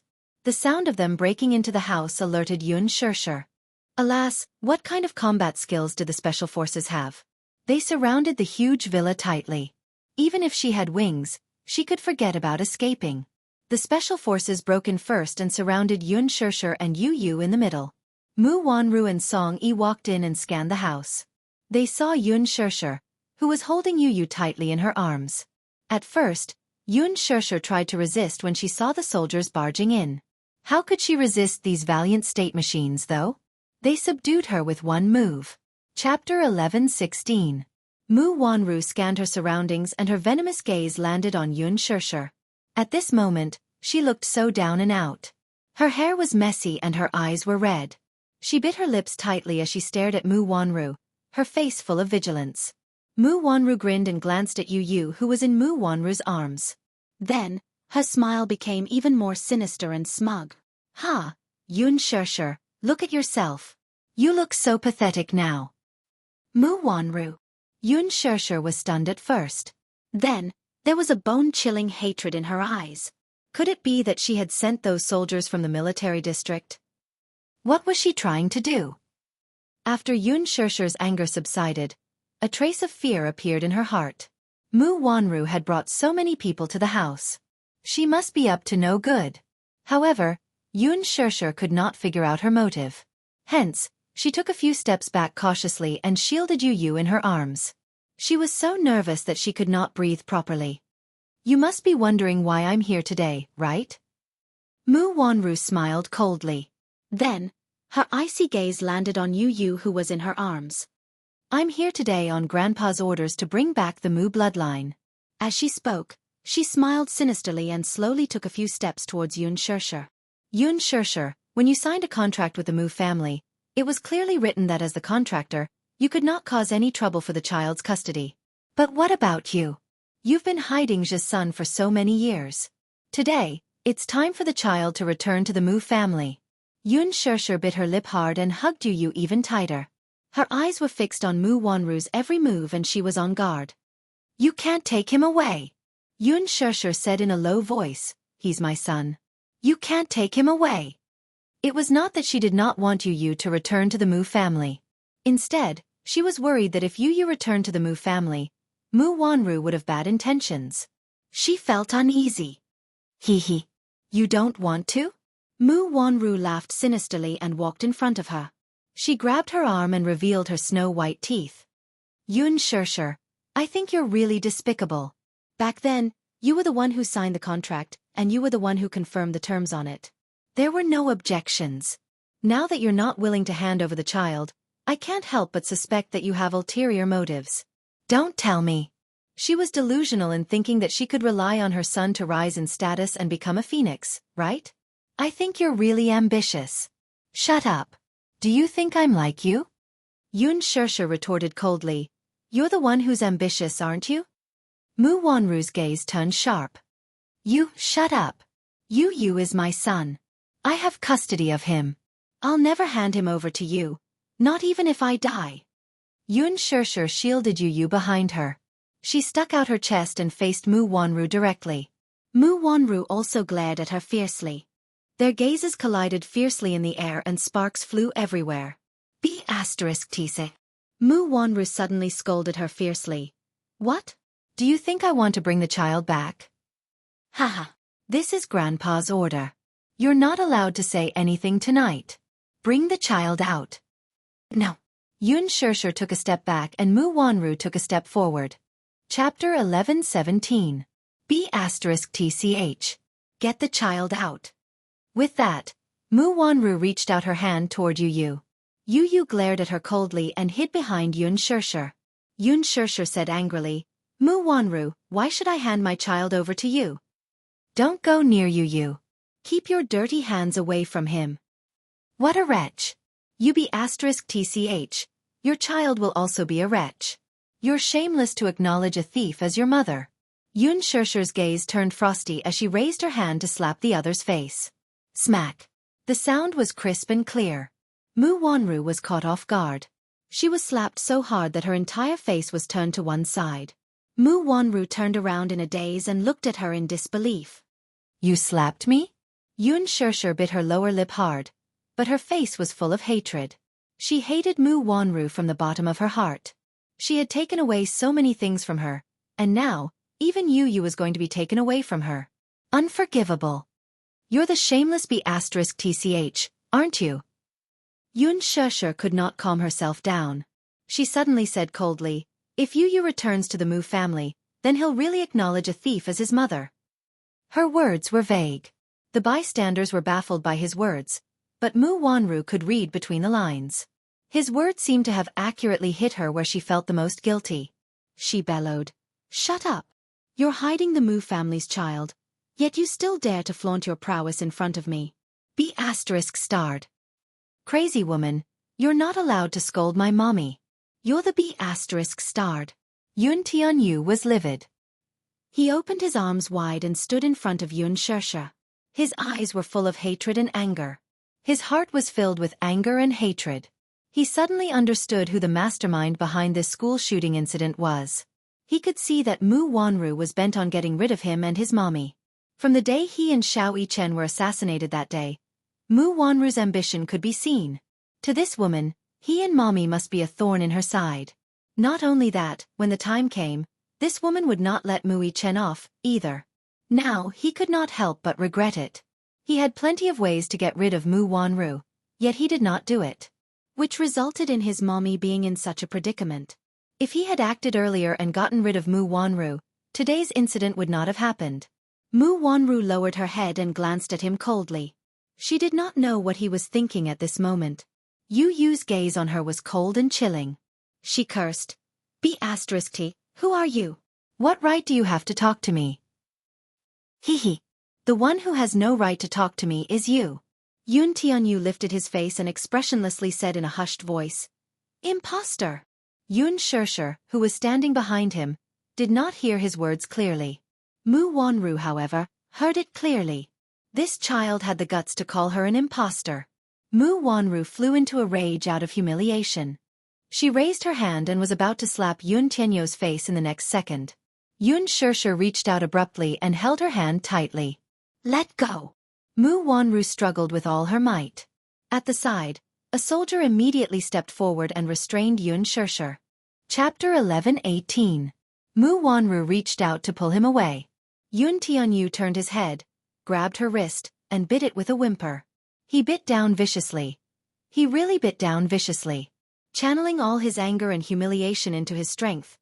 He bit down as if he wanted to break her wrist. Mu Wanru struggled to shake her hand off. Letting out a shrill scream, She hurriedly tried to break free from his grip. However, Yu refused to let go of her wrist. With bloodshot eyes, he bit down harder until the tip of his teeth pierced through her flesh and he tasted blood. He had actually bitten open Mu Wanru's wrist. Ah! Mu Wanru screamed even more wretchedly and almost jumped up. Xianxia was angry and anxious. Seeing that the soldiers were about to step forward, she rushed forward to carry Yu back. Yu still refused to let go. Yu, be good. Don't bite any more. Her hand is dirty. Let go. Be good. With Xianxia's words, Yu obediently let go. He turned his face away and spat out a mouthful of blood. Raising his hand, he wiped the blood from the corner of his lips with his fingertips. Lowering his eyebrows, he could not help feeling nauseous. Hence, he took out a wet wipe and wiped the blood from the corner of his lips. When he looked again, he saw that Mu Wanru's wrist was bleeding profusely. She raised her hand and looked at the wound. The bite was so deep that the flesh had split open. Mu Wanru could not help cursing. What a sharp-tongued little thing! How uncultured! As she spoke, she gave the order, "Men, take this child away." Just as Mu Wanru finished speaking, a few Special Forces soldiers behind her took action. 3 Special Forces soldiers walked up to Xianxia. One of them held her down with one hand while the other carried the boy in his arms. Tianyu did not even have time to struggle before he was caught in her arms. Earlier, Mu Sheng had repeatedly emphasized that the children were not to be hurt. Hence, even though these people were a little rough with Xianxia, they were very gentle with Yu. Even though Yu struggled in their arms, kicking and hitting him, they were, after all, trained in the Special Forces. No matter how much trouble he made, they did not move an inch. Xianxia was furious. She struggled to go forward and snatch Yu back. Mu Wanru took the lead and strode forward. She pushed Xianxia to the ground and gave her a tight slap. Xianxia's hands were restrained by the soldiers and she couldn't struggle at all. She was slapped by Mu Wanru. "Mommy!" Yu's heart skipped a beat when he saw this scene. He screamed at the top of his lungs as tears rolled down his cheeks uncontrollably. He then shouted angrily, "Don't bully my mommy! Don't bully my mommy! If not, I won't let you off! I won't let you off!" Yu struggled with all his might, but he was so weak. He was only a 7-year-old child. How much strength could he have? He was not like Xiao Yichen, who had received special training from a young age. He was so weak that no matter how he struggled, he was unable to withstand a single blow from the Special Forces soldiers. Mu Wanru cast a sidelong glance at Yu and snorted. "You're overestimating yourself. You're still trying to struggle at this point." Mu Wanru was pleased with herself. She grabbed Xianxia's neck with such force that Xianxia felt suffocated. All the blood in her body rushed to the top of her head, and her face turned red. Chapter 11:19. Mu Wanru pinched Xianxia so hard that, in just a few seconds, she felt her consciousness fading away as if she were on the verge of suffocating. Immediately after, she heard Yu's desperate scream. "Don't! Let go of my mommy! Let go! Let go of her! You're not allowed to touch my mommy. If anything happens to my mommy, I'll make sure all of you are buried with her." Tianyu tried to break free several times, but just as he landed on the ground, he was pulled back with one hand. He was too weak. There was no way he could compete with the well-trained soldiers. Mu Wanru was determined to kill Xianxia, so she did not hesitate to use her strength. Suddenly, a shout came from the door. "Stop!" Startled, Mu Wanru subconsciously let go of her hand. Xianxia collapsed to the ground and coughed violently as she clutched her throat, which was about to be broken. Tianyu gritted his teeth and clenched his fists tightly. His whole body trembled uncontrollably. He was in a state of extreme fear and hatred. Fear. He was worried that Mu Wanru would be ruthless and hurt his mommy. He hated that he was so weak that he could not protect his mommy. Anger. He hated Mu Wanru's ruthless methods. At this moment, his heart seemed to be swallowed by a layer of boundless darkness. A bloody thought suddenly popped up in his mind. If he had the chance, he would definitely tear Mu Wanru into pieces. Even he was taken aback by this sudden thought. However, at this moment, hatred had taken over his heart. Mu Sheng, who was standing at the door, saw this scene the moment he entered. He could not help but stop her. "Wanru, Don't blow this matter up. I'm here to take the child away. Grandpa. Mu Wanru felt inexplicably uneasy when she saw him. What made her uneasy was that she could not let him see Yun Shusher's face. Otherwise, if he recognized Yun Shusher's face, which was very similar to Mu Qingqing's, he would be suspicious. Hence, she hurried forward to support him, but purposely used her body to block Yun Shusher's view. Grandpa, why are you here? You're not in good health. It's better for you to sit in the car. He said in a low voice. I'm worried, so I came to see the child. Where's the child? Mu Wanru's face froze for a moment. She then gave a look as if ordering the soldiers to bring the child forward. However, she did not realize that the reason why she could command these soldiers previously was because of Mu's. Now that Mu Shang was present, these soldiers would naturally listen to his orders. There was no need for them to obey whatever she said. Mu Wanru could not help but fly into a rage out of humiliation when her order was ignored. The old man ordered, "Bring the child over and let me take a look." The soldier then carried the child to the old man. Yun Tianyou's gaze was still fixed on Yun Shusher's direction. When he saw her hugging her throat and crawling on the ground in pain with a red face and a pained expression, he felt as if a knife was being twisted in his heart. His gaze landed on Yu Yu, and a trace of relief appeared on his aged face. He could not help but reach out his wrinkled hand to caress every inch of the boy's facial features before stopping at his eyebrows.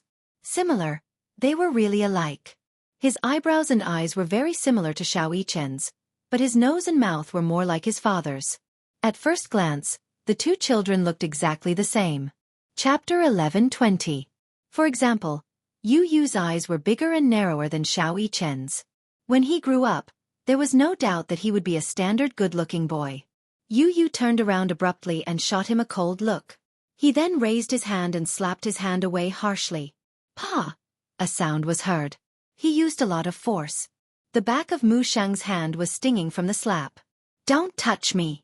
Yu Yu bellowed angrily, but his tone did not have the tenderness and timidity of a 7-year-old child. If he were a child of the same age, he would definitely be scared out of his wits in the face of such a large-scale confrontation. This child, however, was more courageous than others. His tone was very much like Mu Yaja's when he was young, wild and unruly. Mu Wanru glared at him. "He's your great-grandfather. Don't be rude."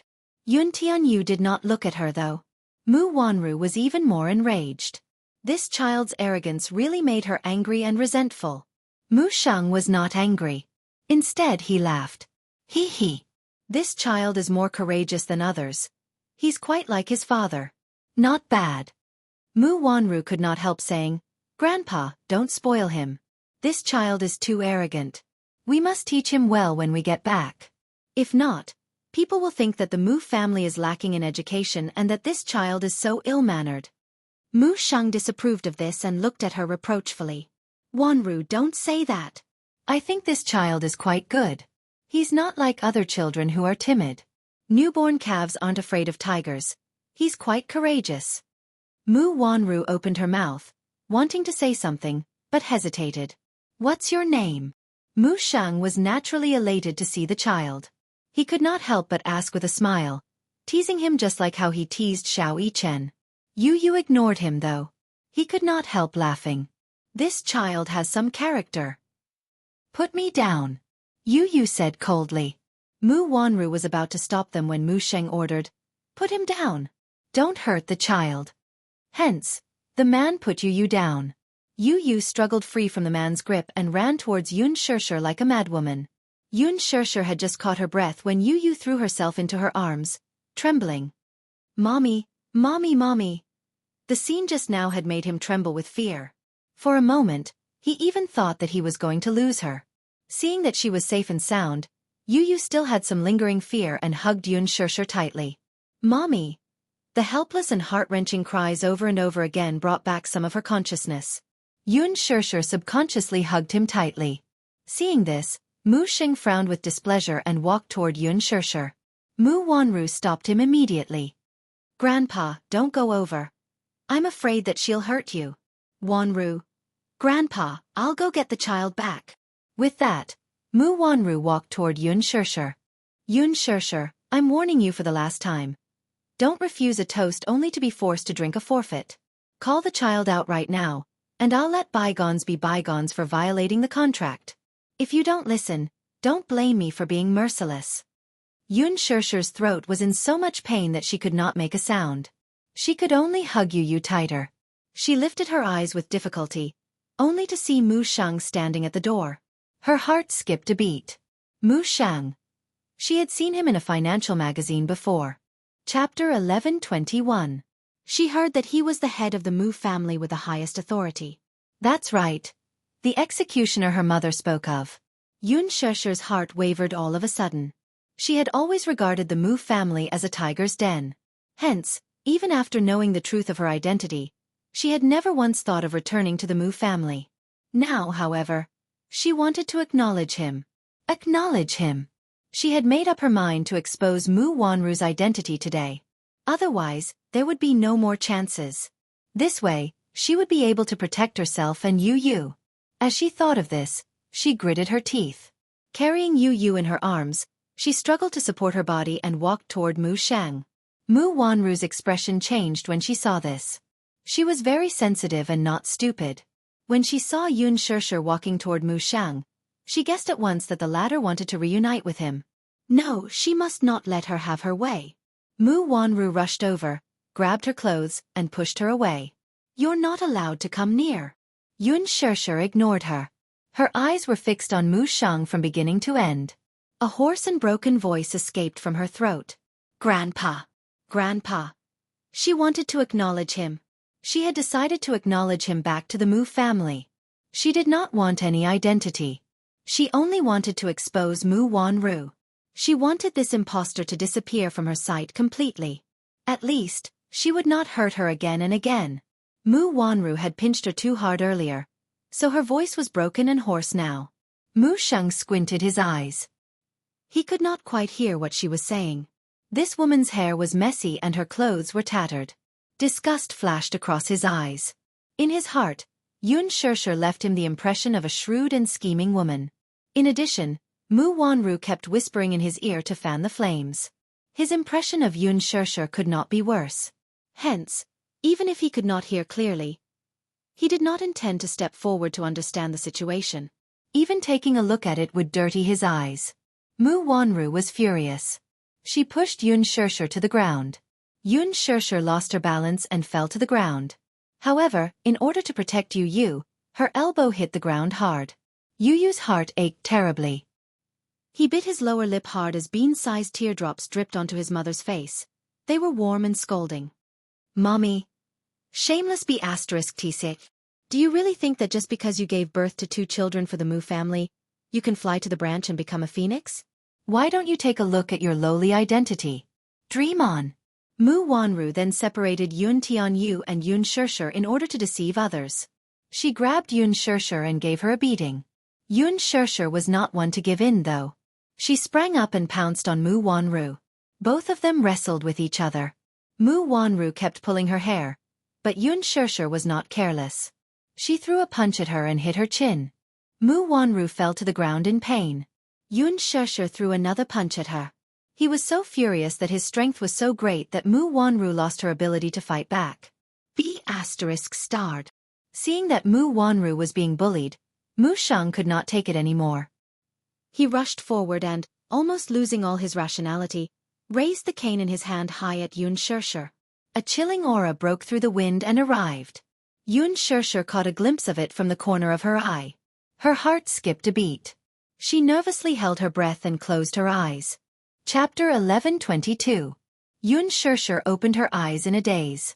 She could not help but widen her watery eyes as she held her breath in shock. Yun Tianyu had unknowingly pounced in front of her, his arms supporting her body as he stood still. Yu! Xianxia shrieked in shock. Mu Shang was also shocked. He hurriedly threw away his cane and carried Yu in his arms. His small face turned deathly pale, without a trace of blood. Large beads of cold sweat continuously seeped out from his forehead.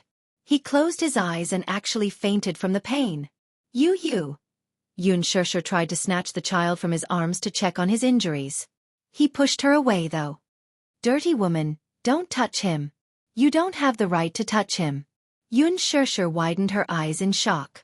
She still wanted to go forward without regard for her safety, but she was stopped by a soldier at the side. "Let's go." Worried about Yu Yu's injuries, the old man hurriedly left with his men. Xianxia struggled behind him, but she could not resist at all.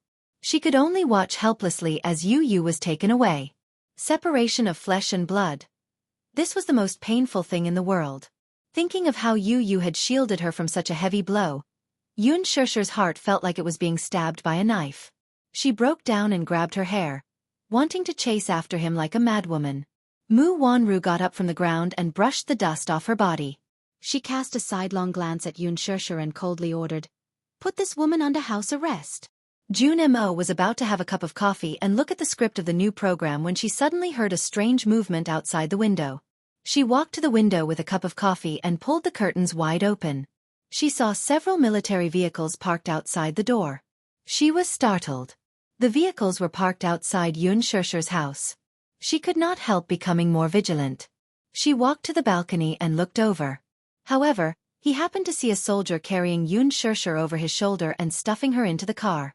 Xianxia seemed to have been struck unconscious by a palm strike. June Mo's heart skipped a beat, and in her shock, the coffee cup in her hand fell to the ground and broke into pieces. The sudden movement quickly attracted the attention of the soldiers with sharp ears. The man turned around abruptly and looked sharply in June Mo's direction. But on the huge balcony, the curtains were fluttering. He was afraid that the wind was too strong and the flower pot would fall and break, so he didn't think too much about it. He got into the car and drove off. June Mo hid behind the wall, but she couldn't calm down. She glanced out of the corner of her eye. After the car had driven far away, she rushed out of the house and walked to Xianxia's house. He saw that the gate to the courtyard was wide open. She walked in. In the living room, the lights were still on, but the floor was a mess. The broken vase, the red carved wooden cane thrown to the side, and a few drops of glaring blood. She was shocked. What happened? Was it a kidnapping? Impossible. June Mo recognized at a glance that those military vehicles had June Qiu license plates. This wasn't a kidnapping. Then what exactly was going on? June Mo didn't have time to think and called Qin Zhou first. As soon as the call connected, June Mo told Qin Zhou what had happened. She had no idea what exactly had happened, but it was an undeniable fact that she had seen June Qiu's car take Xianxia away. Qin Zhou rushed over quickly and was shocked to see Xianxia's house in a mess. "What happened?" he asked nervously. Chapter 11:23. Qin Zhou frowned and decided to give Mu Yaja a call first. However, his phone was switched off. Why was his phone switched off? Why did it have to be at such a crucial time? He heard that he was going overseas some time ago. He should have arrived by now, so why was his phone switched off? Mu residence. The door was kicked wide open by Mu Sheng. Mu Sheng anxiously carried Yu Yu in as he hurried in. Behind him, a few private doctors from the Mu residence hurriedly followed. In her arms, Yun Tianyou's breathing quickened.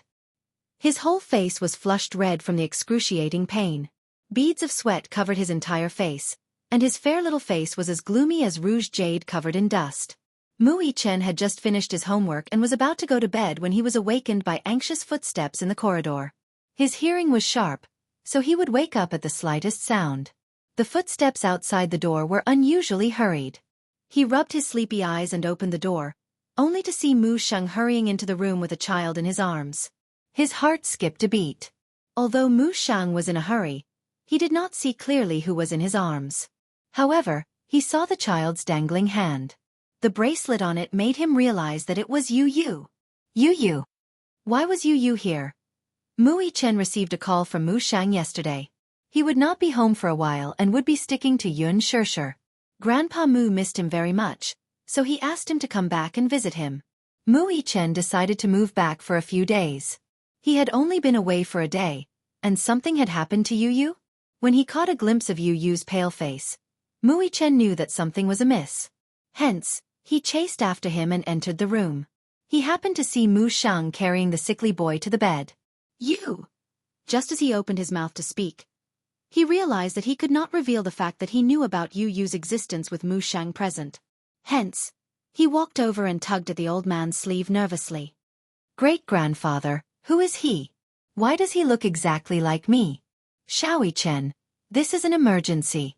Go to the side first. I'll talk to you later. Ah. With that, he chased him out of the room. A few private doctors walked into the room nervously and locked the door. Wuxia stood outside the door and paced back and forth nervously. What was going on? When he was in the room earlier, he saw Yu Yu's pale face and her haggard appearance. He had no idea what had happened, so he hurried back to the room and locked the door. He took out his phone and dialed Xianxia's number. The call went through, but no one answered. He bit his lip and dialed Wuxia's number. The phone was turned off. Damn it! Worried, he walked over to Yu Yu's room and paced back and forth uneasily. He didn't know how long he had been waiting, but it felt like a century. The door finally opened. He rushed in, only to see that Yu Yu was already awake. She was leaning against the bed with a gloomy face. Her pair of beautiful and clear eyes were buried in the shadow of her fringe, so he could not see her expression clearly. Mu Shang was sitting at the side. The spacious room was eerily silent, and the atmosphere was so stifling that it was difficult to breathe. Wuxia walked over cautiously. His gaze landed on Yu Yu, only to see that the latter's shoulder was bandaged tightly. Injured. Chapter 11:24. Yu Yu sat on the bed with his back against the headboard and his head bowed in silence. However, when he heard movement at the door, he looked up and saw Xianxia. His eyes flashed and his expression changed slightly. The two little munchkins exchanged glances, then quickly averted their gazes in tacit understanding. Wuxia slowly walked to stand behind his grandfather. Mu Shang sat on the edge of the bed with a deep gaze. His eyes carefully sized up Yu Yu's eyebrows, eyes, and every inch of his facial features. After 7 years, this was the first time he could seriously size up his long-lost great-grandson. His heart was filled with gratification and joy of reuniting after a long separation, but at the same time, he felt worried. This was because this great-grandson seemed to be very cold to him. Looking at his handsome and tender face, Mu Shang could not help but reach out. Before his fingertips could touch his face, they were coldly swatted away. Don't touch me! Yu Yu's tone was as cold as ice. His eyes were like cold swords shooting at him. Her cold, distant, and even indifferent gaze hurt the old man immensely. After 7 years, they were supposed to be family, but now they were more like enemies meeting. Mu Shang could not help but feel a stabbing pain in his heart. However, he quickly calmed his emotions. He thought to himself, the child is only 7 years old. He has always been with his mother, so it's natural for him to be unfamiliar and guarded against a sudden relative. After being separated for so many years, it's inevitable that there will be some estrangement between them. Moreover, he did not know how that woman usually educated the child. The child seemed to have a lot of hatred for him. Perhaps, Xianxia was deliberately guiding him. In his eyes, this woman harbored evil intentions and secretly hid the Mu bloodline. She must be thinking of marrying into a rich family because of her son. She might have deliberately exaggerated the child's hatred for the Mu family. Thinking of this, Mu Shang snorted coldly. His hatred for Xianxia reached its peak. Since the child had returned to the Mu family, there was still a long way to go to cultivate their relationship. There was no need to rush now. Now that he had just arrived at the Mu family, he naturally felt unfamiliar. His attitude toward him was a little more distant and cold. This was only natural. Moreover, he approved of this child. When they first met, he had a good impression of Yu Yu. It was not because of anything else, but because of his courage to protect Xianxia. Even though he was young, he already had the sense of responsibility that a mature man should have. Naturally, he was happy to see his children being filial. What was even more commendable was that this child didn't seem to be afraid of strangers, like a newborn calf that wasn't afraid of tigers. With this thought in mind, the gloominess on his face dissipated a little. With a smile on his face, he closed the distance between them and gently teased. Little guy, you've got a bit of a temper. Tell me, what's your name? Yu Yu's face remained cold as she ignored his deliberate attempt to get close to her. At the thought of his mother being put under house arrest by him, he did not know how she was doing or if she had been injured. He loathed the old man in front of him. He didn't want to acknowledge this grandpa. He hated anyone who hurt his mommy to the core. You still want me to acknowledge you? It was nothing more than a dream. Chapter 11:25. Yu Yu smirked. His lips curled into an arrogant smirk and his brows arched impatiently. "Why should I tell you my name?" The old man laughed. "That's because I'm your great-grandpa, and you're my great-grandson. We're family." Great-grandpa? Yu cocked a brow, clearly disdainful of this title. The old man did not detect the contempt in his tone, though, and patiently explained, "Great-grandpa is your father's grandfather. Little guy, you should call me great-grandpa." Hee. "It's not impossible for me to tell you my name." Looking at him, Yu narrowed his eyes slightly. There was a hint of arrogance and disrespect on his face as he adopted a negotiating stance. His words clearly meant that he had a condition. Mu Sheng smiled. This little guy was really interesting. He was so young, but he gave off a mature vibe. He was only a 7-year-old child, but he actually gave him the illusion that the person sitting in front of him was not a 7-year-old child, but a mature and steady adult man. He asked with interest, "It seems that you want to state your conditions?" "Let's hear them." He knew how to negotiate with him and state his conditions. He was so wise at such a young age. What a shrewd little guy. Yu snorted and made a condition. "Let my mommy go." His words had just left his mouth when the old man's face changed and he rejected him sternly. "No way." "Why not?" Yu was a little angry now. "What right do you have to put my mommy under house arrest?" "That's because your mommy committed an unforgivable crime," he answered with a frown. An unforgivable crime. Did this old man still think that he was the supreme ruler? He thought that he was high and mighty, yet he could casually convict others. In Yu's eyes, the old man was a fatuous and incompetent tyrant. He was old and muddle-headed. Noticing his son's cold expression, Mu Xing realized that he had overreacted. Calming himself down, he said in a low voice, "She's not your mommy. Child, you're still young. Don't be fooled by that woman. You are the blood of the Mu family. She was the one who kidnapped you and kept you by her side for so many years. She caused us to be separated from each other for so many years. How could I forgive her? She signed a contract with the Mu family. Now that she has violated the contract, I'm going to send her to see the officials." "Ha! She's my mommy, the one who gave birth to me and raised me. What you think is not important. I only know that she is my closest kin. You must let her go." Yu smiled coldly and glanced at him from the corner of his eyes. His lips curled into a playful smile as he said faintly, "Grandpa, you can't be so foolish. Not being able to distinguish right from wrong, black from white." Mu Sheng was taken aback. Yu suddenly said in a deep voice, "I called you old grandpa because of my daddy and also to give you some face. Still, I have my bottom line. If you cross it, I swear." His words trailed off. Yu raised his eyes to look at him. The coldness in his eyes intensified to a frightening extent. He did not finish his words, though. He only swore in his heart that if anything happened to his mommy, he would not forgive him. The old man found it strange and could not help probing further. "What are you swearing?" "I swear that I'll make you regret it." Chapter 11:26. Sometimes, children were more daring. It could be said that newborn calves were not afraid of tigers. However, for this child to say such words, it was a little too arrogant. No matter what, he was still his elder. Even if he was in the wrong, it was not his place to point him out. It was not that he could not make a joke about an elder as it was harmless, but his attitude should at least be more respectful. After all, he was his elder. Given their seniority, it was only appropriate for them to show a bit of the dignity of an elder. This child actually dared to threaten him. Yu glanced at his gloomy face but did not buy it. The grandfather-grandson pair looked at each other with ugly expressions. It was as if they were in a standoff.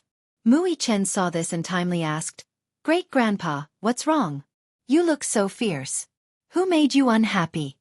Only then did Mu Shang realize that Mu Chen had entered the room unknowingly.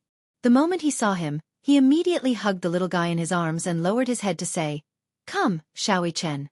Look. This is your younger brother." Mu Chen rolled his eyes inwardly.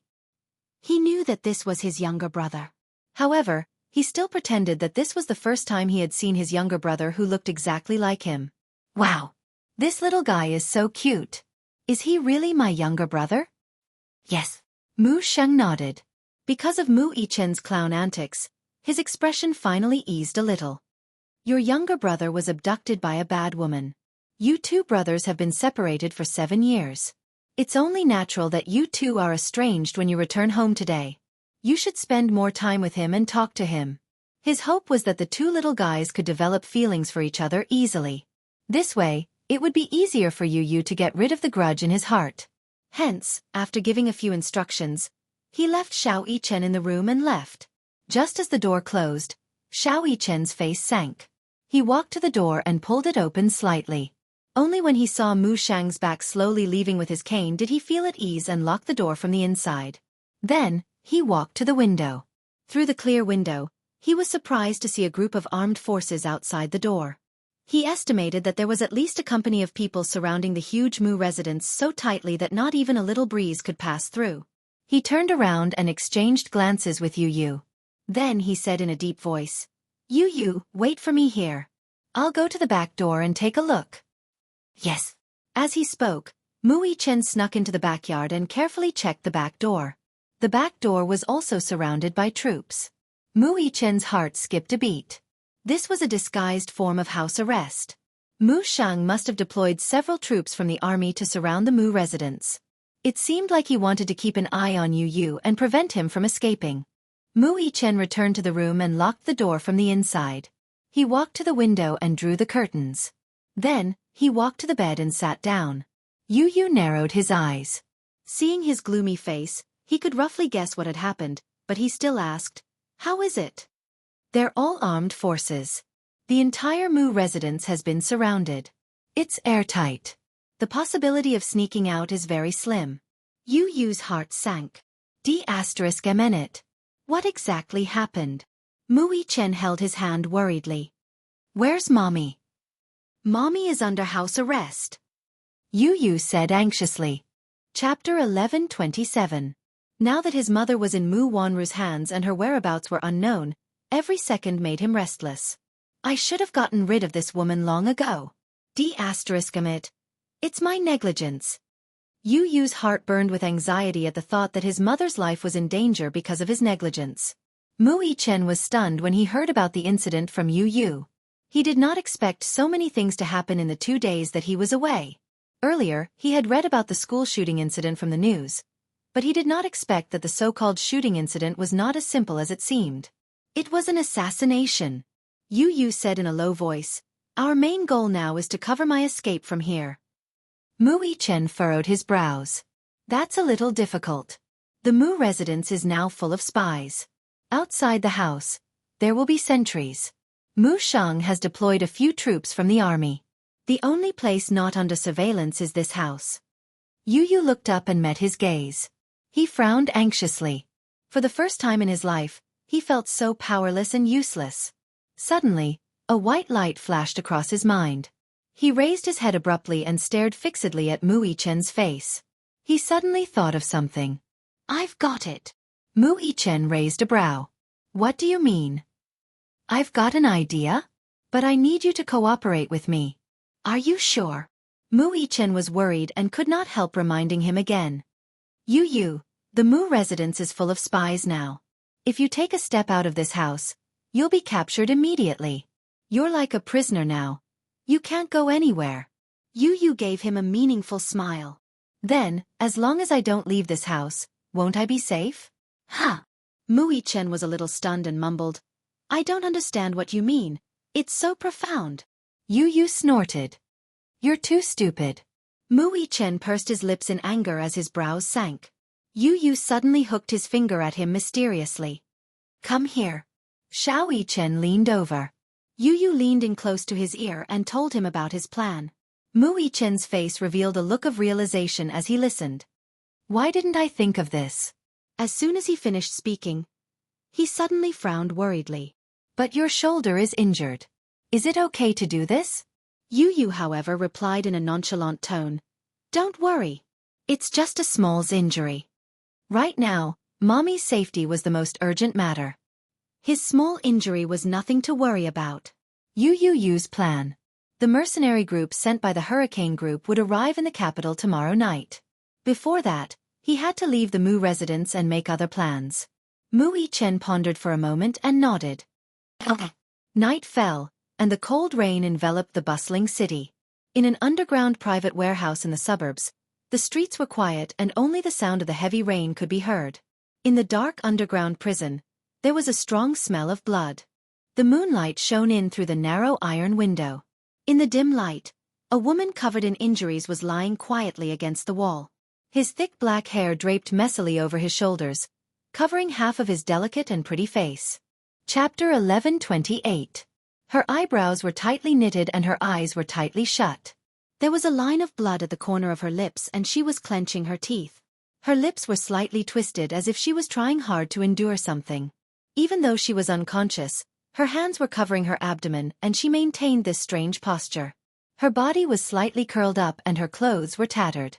She was riddled with wounds and there were traces of violence all over her body. The woman seemed to have fainted from the pain as she was so stiff that she didn't move at all. The prison door was opened and Mu Wanru led a group of burly men dressed in black as they strolled in. She stopped in her tracks and gave a signal with her eyes. A man from the side strode over. There was a hideous scar on the man's face and it was so long that it covered half of his face. His originally ugly facial features looked even more sinister and terrifying. He strolled to the woman's side and kicked her face with the tip of his shoe. Seeing that there was no reaction, he kicked her shoulder forcefully.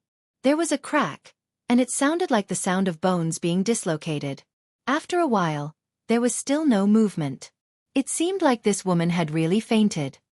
He turned his head and gave a signal with his eyes. His subordinate nodded in understanding and walked over to take out a pair of handcuffs. He tied her wrists to the metal pillars and then brought over a basin of cold water mixed with salt and splashed it on her lowered head. The salt water poured down like a waterfall and corroded all the wounds on her body. In a burst of intense and piercing pain, Xianxia suddenly opened her eyes and sucked in a breath of cold air with a hiss. The sudden pain caused her to raise her head high and hit her head heavily on the wall. Under the hard impact, her mind finally cleared up a little. She shook her head strenuously to get rid of the salt water that had seeped into her eyelids. Her blurry vision overlapped and gradually became clear. She saw the person standing in front of her at a glance. Before she could react, she saw Mu Wanru walking in front of her and squatting down calmly. She grabbed her wet hair and pulled, forcing her face to come closer to her. The force was so strong that it was as if she wanted to pull out a handful of her hair. Even if it was Xianxia, she was also forced to wake up by the pain. Mu Wanru bared her teeth and reached out to pat her cheeks provocatively. She gave a sinister smile and said, "Xianxia, I didn't expect your life to be so tough. Look at you now, you're in such a sorry state. If you didn't go against me earlier, wouldn't all of this, wouldn't it? Ha ha ha." Xianxia's lips curled up playfully. Lifting her heavy eyelids, the tip of her tongue slowly licked away the fishy sweetness on her lips. For a moment, she could not tell if it was her own blood or the taste of salt water. And disgusting. Instead of getting angry, Mu Wanru laughed. Her lips curled up to reveal her pearly whites as she said in a low voice, "Xianxia, you really are a B*TCH who doesn't know the immensity of heaven and earth. You're already at death's door and you're still so stubborn. I think you haven't suffered enough, right? Haha. You, as long as you're a smart person, you should know your place and kneel down to beg me for mercy. If you make me feel better, maybe I'll let you off. How about that? Do you want to beg me for mercy?" Chapter 11:29. Xiaxia's eyes were half opened lazily, but there was a cold and mocking glint in her eyes, as though she was mocking her ignorance and naivety. She didn't open her mouth but just stared at her quietly. That gaze, which was mixed with pity, disdain and contempt, was extremely cold, so cold that it didn't have any warmth. From top to bottom, her gaze was sizing her up bit by bit, as though she was gouging out her skin. The icy cold gaze seemed to penetrate into her bones. If she begged for mercy, would Mu Wanru let her off? She must have some motive for kidnapping her here. She wanted her to beg for mercy, so before she achieved her motive, she wanted to fiercely admire her lowly attitude. Why should she seek humiliation for herself? Mu Wanru was completely angered by this cold and stern gaze as she grabbed her hair and viciously slammed her head against the hard wall. "You slut who doesn't know what's good for you. I'd like to see how hard your bones can be." Xianxia groaned in pain as her brows were tightly knitted together. She only felt a violent shock in her head, as though her soul was about to be knocked out. A shadow flashed in front of her eyes, and immediately after, she felt something sticky slowly flowing down from her forehead and seeping into her eyes. Her vision was already scarlet red, and a burning pain assaulted her. She frowned and cursed in a low voice. Who's the one who doesn't know what's good for her? Mu Wanru. Don't go overboard. Say it, what's your ulterior motive? Why don't you say it out? Before she could finish her sentence, Xianxia suddenly felt a metallic taste in her throat, and following that, she suddenly spat out a mouthful of blood. Seeing her in such a sorry state, Mu Wanru couldn't help but feel pleased. Her? Motive? You want to know? She suddenly leaned over and grabbed her hair viciously. Xianxia, do you believe that I can kill you right now? Xianxia turned her face away in disgust. She glanced at him from the corner of her eyes and coldly spat out 2 words. You want to kill me or torture me? Since I've fallen into your hands, I'll do whatever you want. Why are you spouting so much nonsense? How stubborn. Hee. If possible, I really want to kill you right now. However, it's not time yet. Ha. Mu Wanru, after pretending for so long, you finally revealed your ambition. However, you are really unbelievably naive. I'm even considering how you're going to die. Hearing her merciless ridicule, Mu Wanru flew into a rage out of humiliation and slapped her. Xianxia turned her head around fiercely and her face suffered a vicious slap. It stung and hurt as though it was on fire. She stared at him coldly and mocked. Mu Wanru, don't touch me with your dirty hands. I find it disgusting. Mu Wanru was flustered and exasperated. She had tied her up and brought her here and got someone to teach her a lesson. However, she had thought that when she came over, she would see Xianxia begging for mercy. Along the way, she couldn't help but look forward to the scene of this woman kneeling in front of her, kowtowing and begging for mercy. Just thinking about it made her feel extremely pleased. However, even though she was covered in injuries, she still had a calm and tranquil expression on her face. Mu Wanru could not help but feel infuriated. Xianxia, why don't you take a look at whose hands you've fallen into? Your mouth is still so cheap. Aren't you afraid that I'll tear your mouth apart? Chapter 11:30. Xianxia pursed her lips and sneered. But she did not use words to agitate her. However, it was impossible for her to beg for mercy. Even if she had to die a quick and painless death, she would not seek humiliation. Mu Wanru suddenly smiled sinisterly. Xianxia, do you know how jealous I used to be of you? What right do you have to have such beautiful looks? What right do you have to gain the love of so many children without doing anything? What right do you have to have such a rich family background when we both come from humble backgrounds? Her words, however, left Xianxia baffled. It turned out that when she first entered the orphanage, there were many boys in the orphanage who secretly liked this beautiful little girl who had just arrived. However, even though Xianxia was an orphan with no one to rely on at that time, her temperament was innate. She was naturally elegant and had the temperament of a noble. Therefore, although many children admired her from the bottom of their hearts, they did not dare to get close to her because of their humble nature. Mu Wanru was extremely jealous. She had spent so many years in the Welfare Institute and put in so much effort to gain the trust and love of the children. What right did Xianxia have to snatch away the love that should have belonged to her just because of her looks? Why did the heavens give her so much love and give her so much? How could she not be jealous? But everything I have has been snatched away by you, hasn't it? Xianxia said coldly. Mu Wanru was stunned when she heard that, but she smiled. Indeed, it started from that jade pendant. Everything that originally belonged to Xianxia was taken away by her. She unscrupulously enjoyed the glory and wealth that did not belong to her. She enjoyed the endless love that did not belong to her. She even snatched away the happiness that should have belonged to her. If it were not for that freak combination of factors that led to the exchange of identities, Xianxia would have become Mu Yaja's fiancée.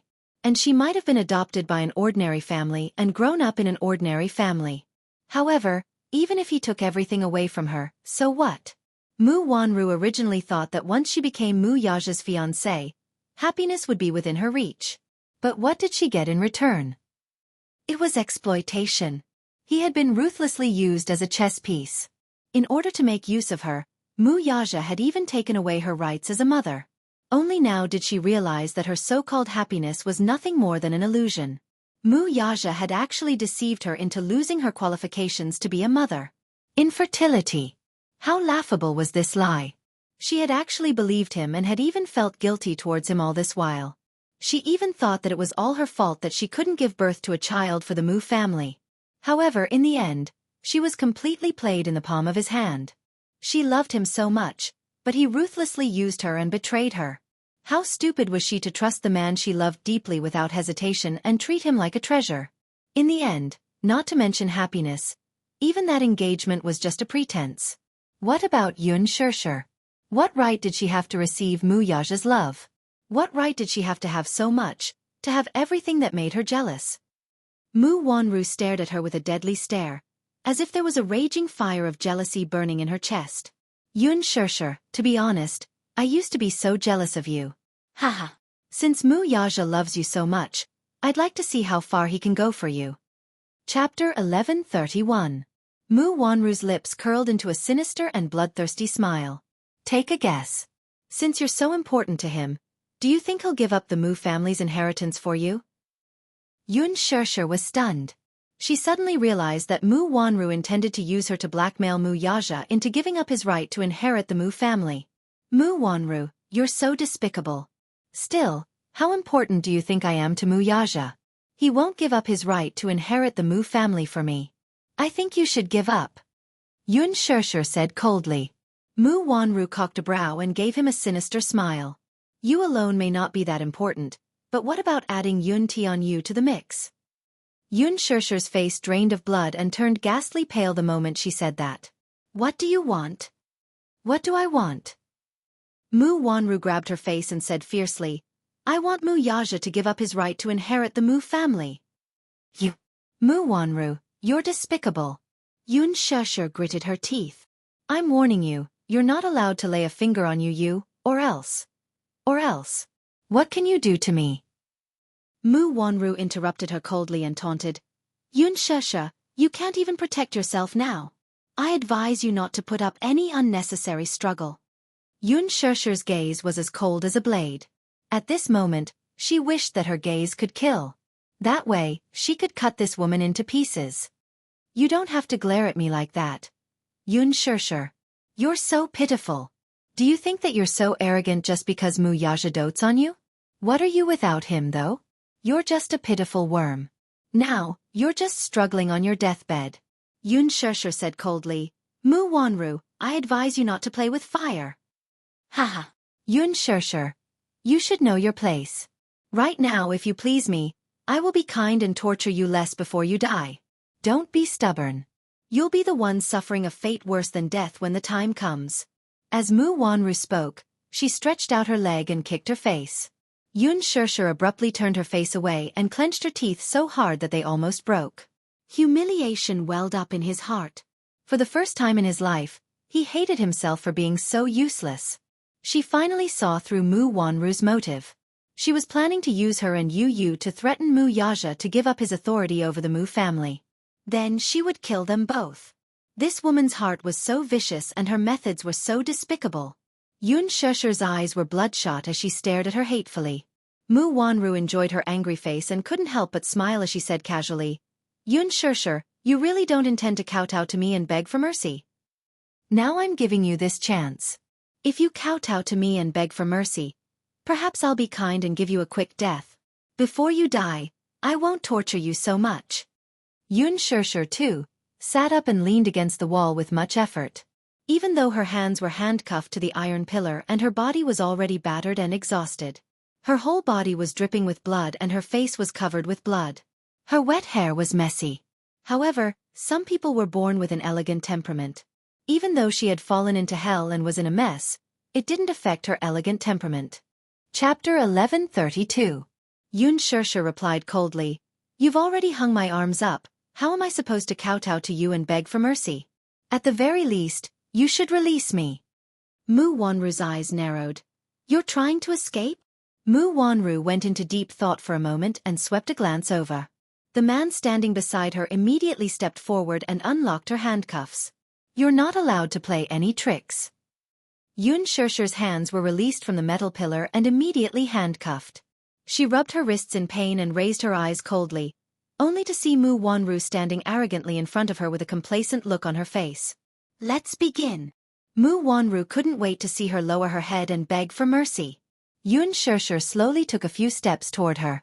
All of a sudden, she grabbed her by the collar and pushed her to the ground. Sitting on her body, Yun Shishir wrapped the handcuffs around her neck and strangled her fiercely.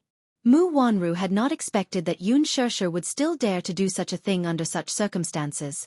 She couldn't react in time and was almost suffocated by the handcuffs. She struggled painfully as her legs kicked wildly and even her high heels were sent flying. A few men by the side immediately stepped forward to stop her, but Yun Shishir seemed to have turned ruthless. Even though her hair was being held tightly, she didn't release her grip. The handcuffs were locked tightly around Mu Wanru's neck and she used a lot of strength, and very soon, a deep blood mark was formed. Yun Shishir lowered her head and stuck close to Mu Wanru's face as she looked into her eyes. The hatred in her eyes was obvious. Mu Wanru, since you're bent on killing me, then why don't you accompany me in death? How about that? You, let go. Because of the excessive suffocation, Mu Wanru's consciousness was in a mess and she couldn't even utter a coherent sentence as she kept struggling. She saw despair and hatred in Yun Shishir's eyes. Crazy. This woman is crazy. However, Yun Shishir knew that she was very clear-headed. She was not afraid of any threats. Death. However, she could not watch this woman hurt you. Yun Shishir suddenly pulled the iron chain and tightened it around Mu Wanru's neck. Mu Wanru's face was flushed red, and the veins on her forehead were bulging. She was on the verge of suffocating. She turned her head with a ferocious expression and struggled with her hands. The man beside her picked up a chair and smashed it on Yun Shishir's back. Bang! A sound was heard. One of the legs of the chair was broken. Wood chips flew everywhere. Dust flew in the dimly lit basement. Yun Shishir's body stiffened and she fainted. Mu Wanru was helped up by someone. She covered her throat and coughed violently. Her vision was blurry and her whole body was spinning. F***CK. B***TH. She walked to Yun Shishir's side and stretched out her leg to kick her. However, when she lifted her leg, her whole body was in a mess. She kicked empty air and her body went limp as she fell to the ground. Mu Wanru cursed as she stood up from the ground. She picked up a wooden stick from the side and was about to teach her a lesson. However, her phone rang at the wrong time. Mu Wanru panted for a while and threw the wooden stick aside. She looked at the phone screen and saw that it was a call from Mu Shang. She immediately calmed her rapid breathing and picked up the call. Grandpa. Wanru, where did you go? Oh. Grandpa, don't worry. I'll be back soon. Where's that woman? Chapter 1133. There was a momentary panic in Mu Wanru's voice, but she quickly regained her composure. I've already put her under house arrest. Don't touch her for now. I have something to ask her when we have time, he said in a low voice. Mu Wanru sneered inwardly. I'm afraid there's no chance for that. Still, she said, Okay, Grandpa. I'll be right back. Where's that child? That child was very distant to me and was very cold to me. I've asked Xiao Yichen to accompany him. Hopefully it can open his heart. His tone was indescribably sad and dejected. Mu Wanru smiled and comforted him at once. Grandpa, don't be anxious. He's still young. Coming to an unfamiliar environment, he definitely needs time to adapt and get used to it. Besides, you've been separated from him for 7 years. You're still a stranger to him. He needs time to get to know each other. As time passes, feelings will develop. I hope so, he sighed. It's getting late. You should hurry back. Mu Wanru hung up the phone and instructed her subordinates. You guys, keep an eye on her, do you understand? They nodded in agreement. Mu Wanru then left. The door to the warehouse slowly closed. The men looked at each other before turning around and hanging Yun Shishir by her hands on a pillar. One of the men could not help taking a few more glances at her. This lass is quite pretty. Thinking of this, he couldn't help but reach out and pinch her soft waist, the corners of his mouth curling into an extremely lewd smile. Another man hit his hand from the side. Don't move. Io, what do you mean by this? This woman is so pretty. Can't we touch her? Didn't you hear what Miss Mu said? Keep an eye on her and don't think about anything else. The man refused to give up and encouraged. Anyway, this woman will die in the end. Why don't we have some fun while she's still alive? Look at this woman. She's quite pretty. It's such a pity to let her die like this. Be careful not to kill someone. The man on the side shouted. Wouldn't it be fine to be more careful? Big brother, why don't you go first? Anyway, as the underling, it's his turn to play last. This man obviously coveted Xianxia. It would be a pity for such a beauty to die like this. Why not take advantage of the fact that she's dying to give these brothers some pleasure? Come on. Don't try anything funny. The higher-ups had ordered for this woman to be kept alive. Take it easy. Tonight, we'll take turns to keep watch. Don't mess around and ruin things. This man had spoken, as if his words had some authority. Even though the few lackeys on the side were itching unbearably, they had no choice but to listen obediently and give up. However, she was still thinking about it in her heart. When Mu Wanru returned to the Mu residence, the living room was brightly lit. She gave Mu Lianjue a call before returning to the Mu residence. According to his instructions, Mu Wanru had already placed Xianxia under house arrest in an extremely remote place. Mu Lianjue was naturally very satisfied with the plan going smoothly. Over the phone, he told her that Mu Yaja was not in the country and that they had 2 days. They had to move Yun Tianyu out of the Mu residence before tomorrow night. Chapter 1134. Now that Yun Tianyu was trapped in the Mu residence, it was the best opportunity to strike. However, there was not much time left. After tonight, he had to take Yun Tianyu away early the next morning. When he arrived at the room, he saw Xiao Yichen standing in front of the window with his hands in his pockets. He was sizing up the armed forces outside the Mu residence with a gloomy face. Yun Tianyu, on the other hand, was lying on his side on the bed. Mu Yichen warily turned around when he heard the commotion. When he saw that it was his grandfather, a sweet smile bloomed on his face. Great-grandpa. The old man smiled and nodded. He then looked at Yun Tianyu, who was lying on the bed, only to see his drooping eyelids and unconcealable fatigue. Is he asleep? Mu Yichen smiled. Little brother seems to be tired, so he's asleep. The old man pondered for a moment before asking, How is it? Mu Yichen walked to the bedside and slowly sat on his side. He gently placed his hand on the back of Yu Yu's hand and frowned helplessly. Little brother is a little cold to me. He seems to be a little afraid of strangers. Still, he's just returned home, so everything is unfamiliar to him. We won't be so distant after we get to know each other for a while. The old man was stunned. For some reason, Mu Yichen gave him a very unfamiliar aura. Although the person standing in front of him was indeed Mu Yichen, the aura he exuded was inexplicably mature and steady.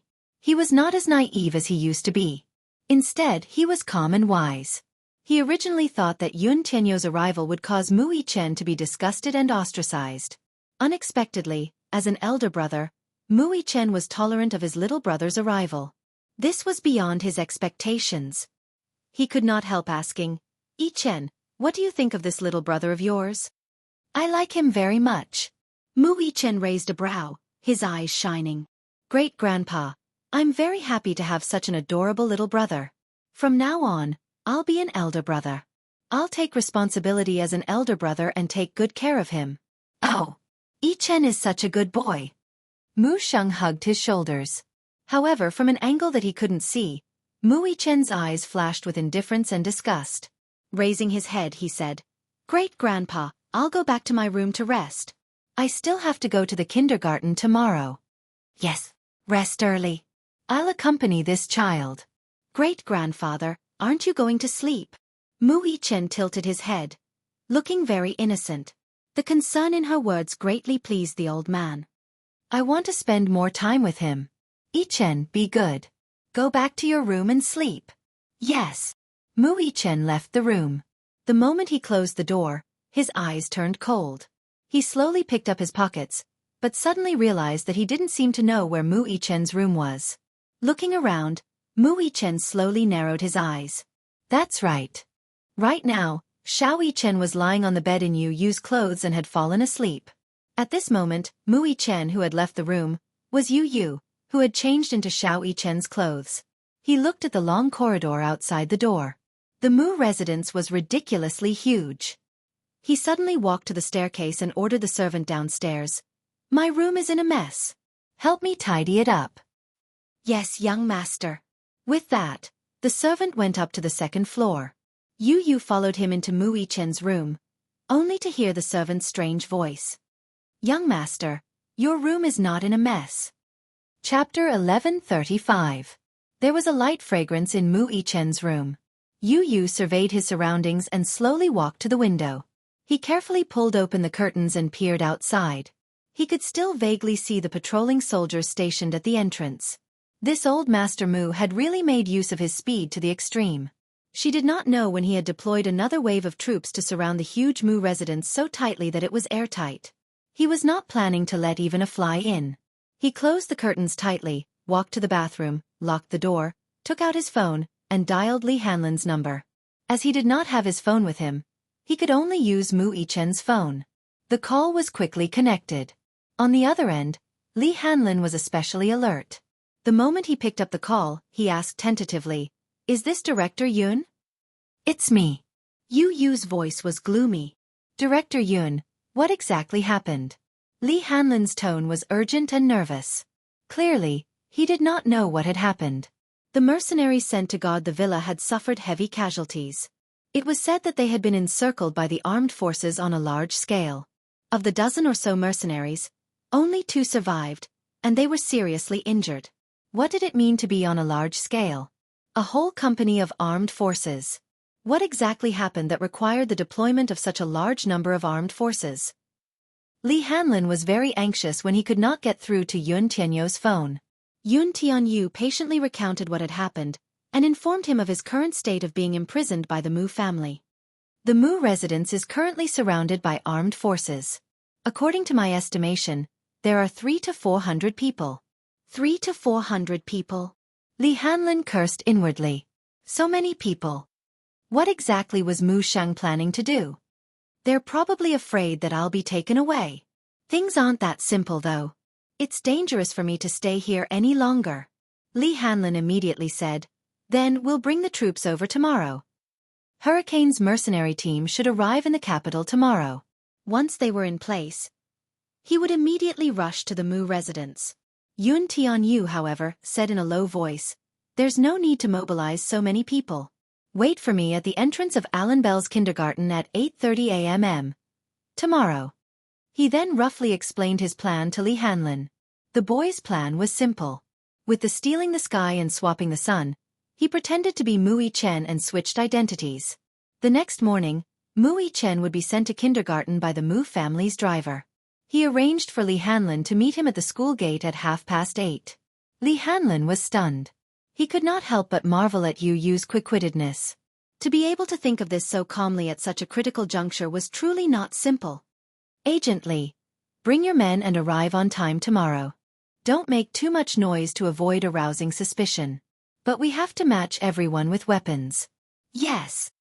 I'll send you my GPS location. If anything happens, I'll send a signal in time." "All right, I understand. Listen to my arrangements for the rest." Yun Tianyu hung up the call and raised his wrist to activate the GPS function of his smartwatch. He then sent a satellite location to Li Hanlin's phone. After securing it, he walked to the desk and opened the drawer. There was a notebook inside. Chapter 1136. He keyed in a series of commands, but the system displayed the location of Xianxia Walk. Yun Tianyu furrowed his brows.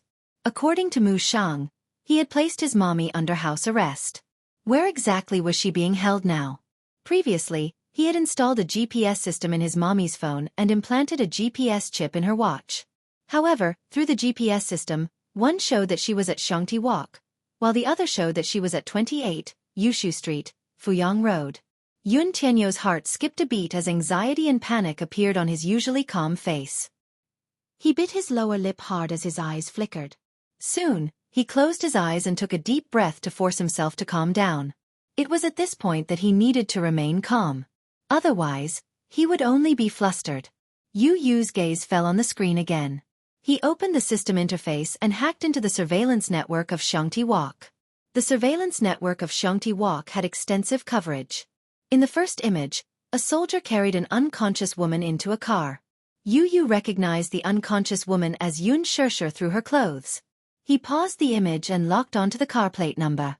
He hacked into the traffic network surveillance system and keyed in the plate number. Instantly, countless moving images of vehicles popped up on the screen. He played the videos one by one. However, the surveillance footage showed the vehicle driving north along Fuyang Road, crossing the 321, a national highway, and the Hujiang Bridge before reaching the entrance of the Mu residence without any hindrance. When the car stopped, Yu paused the video, but he did not see Xianxia. Strange. He clearly saw his mommy get into this car. Why was she missing? Did she vanish into thin air? Impossible. He replayed the video again and carefully studied every detail in the surveillance footage. When he saw the military vehicle stop at Fuyang Road, it suddenly stopped at the corner of the street and stopped moving. He could only see a corner of the car's front when it stopped. Coincidentally, the car stopped at the blind spot of the surveillance camera, so he could not see what happened when the car stopped. The car stopped for about 5 minutes before continuing on its way to the Mu residence. Yu narrowed his eyes slightly. The car stopped at Fuyang Road for 5 minutes. The last location on his mommy's watch also showed that she was at Fuyang Road and Yushu Street. Linking these two pieces of suspicious information together, Yu quickly caught a hint of what was going on. They had been secretly transferred away. He continued to zoom in on the video, and through the surveillance footage from other locations, he quickly locked onto a Mercedes-Benz sedan. After obtaining the car's license plate number, he keyed in the license plate number. However, the information that popped up was a blank. Yun Tianyo's expression changed, but his heart turned cold at once. It seemed that this car had a fake license plate and the license plate was invalid. The city's transportation network system required real and valid license plate numbers to obtain information about the vehicle's movements. Without a valid license plate number, trying to lock onto the car's every direction in the huge traffic system of Beijing was undoubtedly like looking for a needle in a haystack. There was simply no possibility of accurately locating the car. Chapter 1137. However, as it was at night, the clarity of the surveillance footage was limited. Moreover, the traffic was like water. At night, the cars moved at high speed, and this Mercedes-Benz was a more common brand, so it was easy to blur the target. The only clue he had was like a stone sinking into the sea. A wave of despair washed over him. Yun Tianyu clenched his fists tightly as his face turned ghastly pale. Once again, he resented himself for not taking action in time and giving the enemy an opportunity. He stood up abruptly and walked to the window. His fierce gaze swept across the soldiers surrounding the entrance. He swore that if anything happened to his mother, he would do everything in his power to raze the entire Mu group to the ground overnight. Just as he was at his wit's end, he suddenly thought of something. A white light flashed across his mind. He suddenly recalled something. He returned to the computer and entered a series of commands. Through the GPS, he located Mu Wanru's car. It was a military A9918X Audi. The GPS showed that the Audi had been parked at the intersection of Fuyang Road and Yushu Street for 2 minutes. Soon, it drove away. This was a crucial clue. He was suspicious. Mu Wanru had obviously moved the person behind Mu Shang's back. As for where she had been moved to, it was impossible to track her. At least, he was clear of one thing. Mu Wanru was one of the masterminds behind this. Perhaps, she was the one who had secretly moved the person to another place. Perhaps, there would be other clues and rewards if he started from her. Royal Morocco Hotel. As there was an 8-hour time difference between Morocco and China, it was now 11 a.m. Mu Yaja had just arrived in Morocco when, under Mu Linfeng's arrangement, he attended a royal banquet. After the banquet ended, he returned to the hotel to rest. When he woke up, he realized that his phone was out of battery. He immediately ordered someone to charge it. When Mu Yaja went downstairs, Mu Linfeng was already sitting in the dining room. Upon seeing him, Mu Yaja respectfully greeted, "Second uncle." You're awake." Mu Linfeng sat elegantly at the dining table and flipped through the newspaper with a solemn expression. Mu Linfeng was Mu Yaja's second uncle and the other person in charge of the Mu family. His status was prominent and his methods were similar. It could be said that the reason why Mu Yaja was able to smoothly obtain the power of the Mu family was because of him behind the scenes. It was not to be underestimated. Thus, it was clear that Mu Linfeng's position in the Mu family was particularly prominent. It was not because of anything else, but because he held a frightening amount of power in his hands. When a family developed to a certain scale, It was no longer a simple business family. The reason why Dishing Financial Group was able to control more than half of the country's business lifelines was not only due to Mu Yaja's ruthless methods and extraordinary capabilities, but also due to the Mu family's supreme centralization of power. It could be said that Mu Linfeng's status was on par with Mu Yaja's. It was just that, due to his identity, he could not be completely exposed to the public. Thus, very few people knew of his name. Mu Yaja sat down at the dining table. Just as he sat down, Mu Linfeng spoke first. I heard that the banquet yesterday went very smoothly.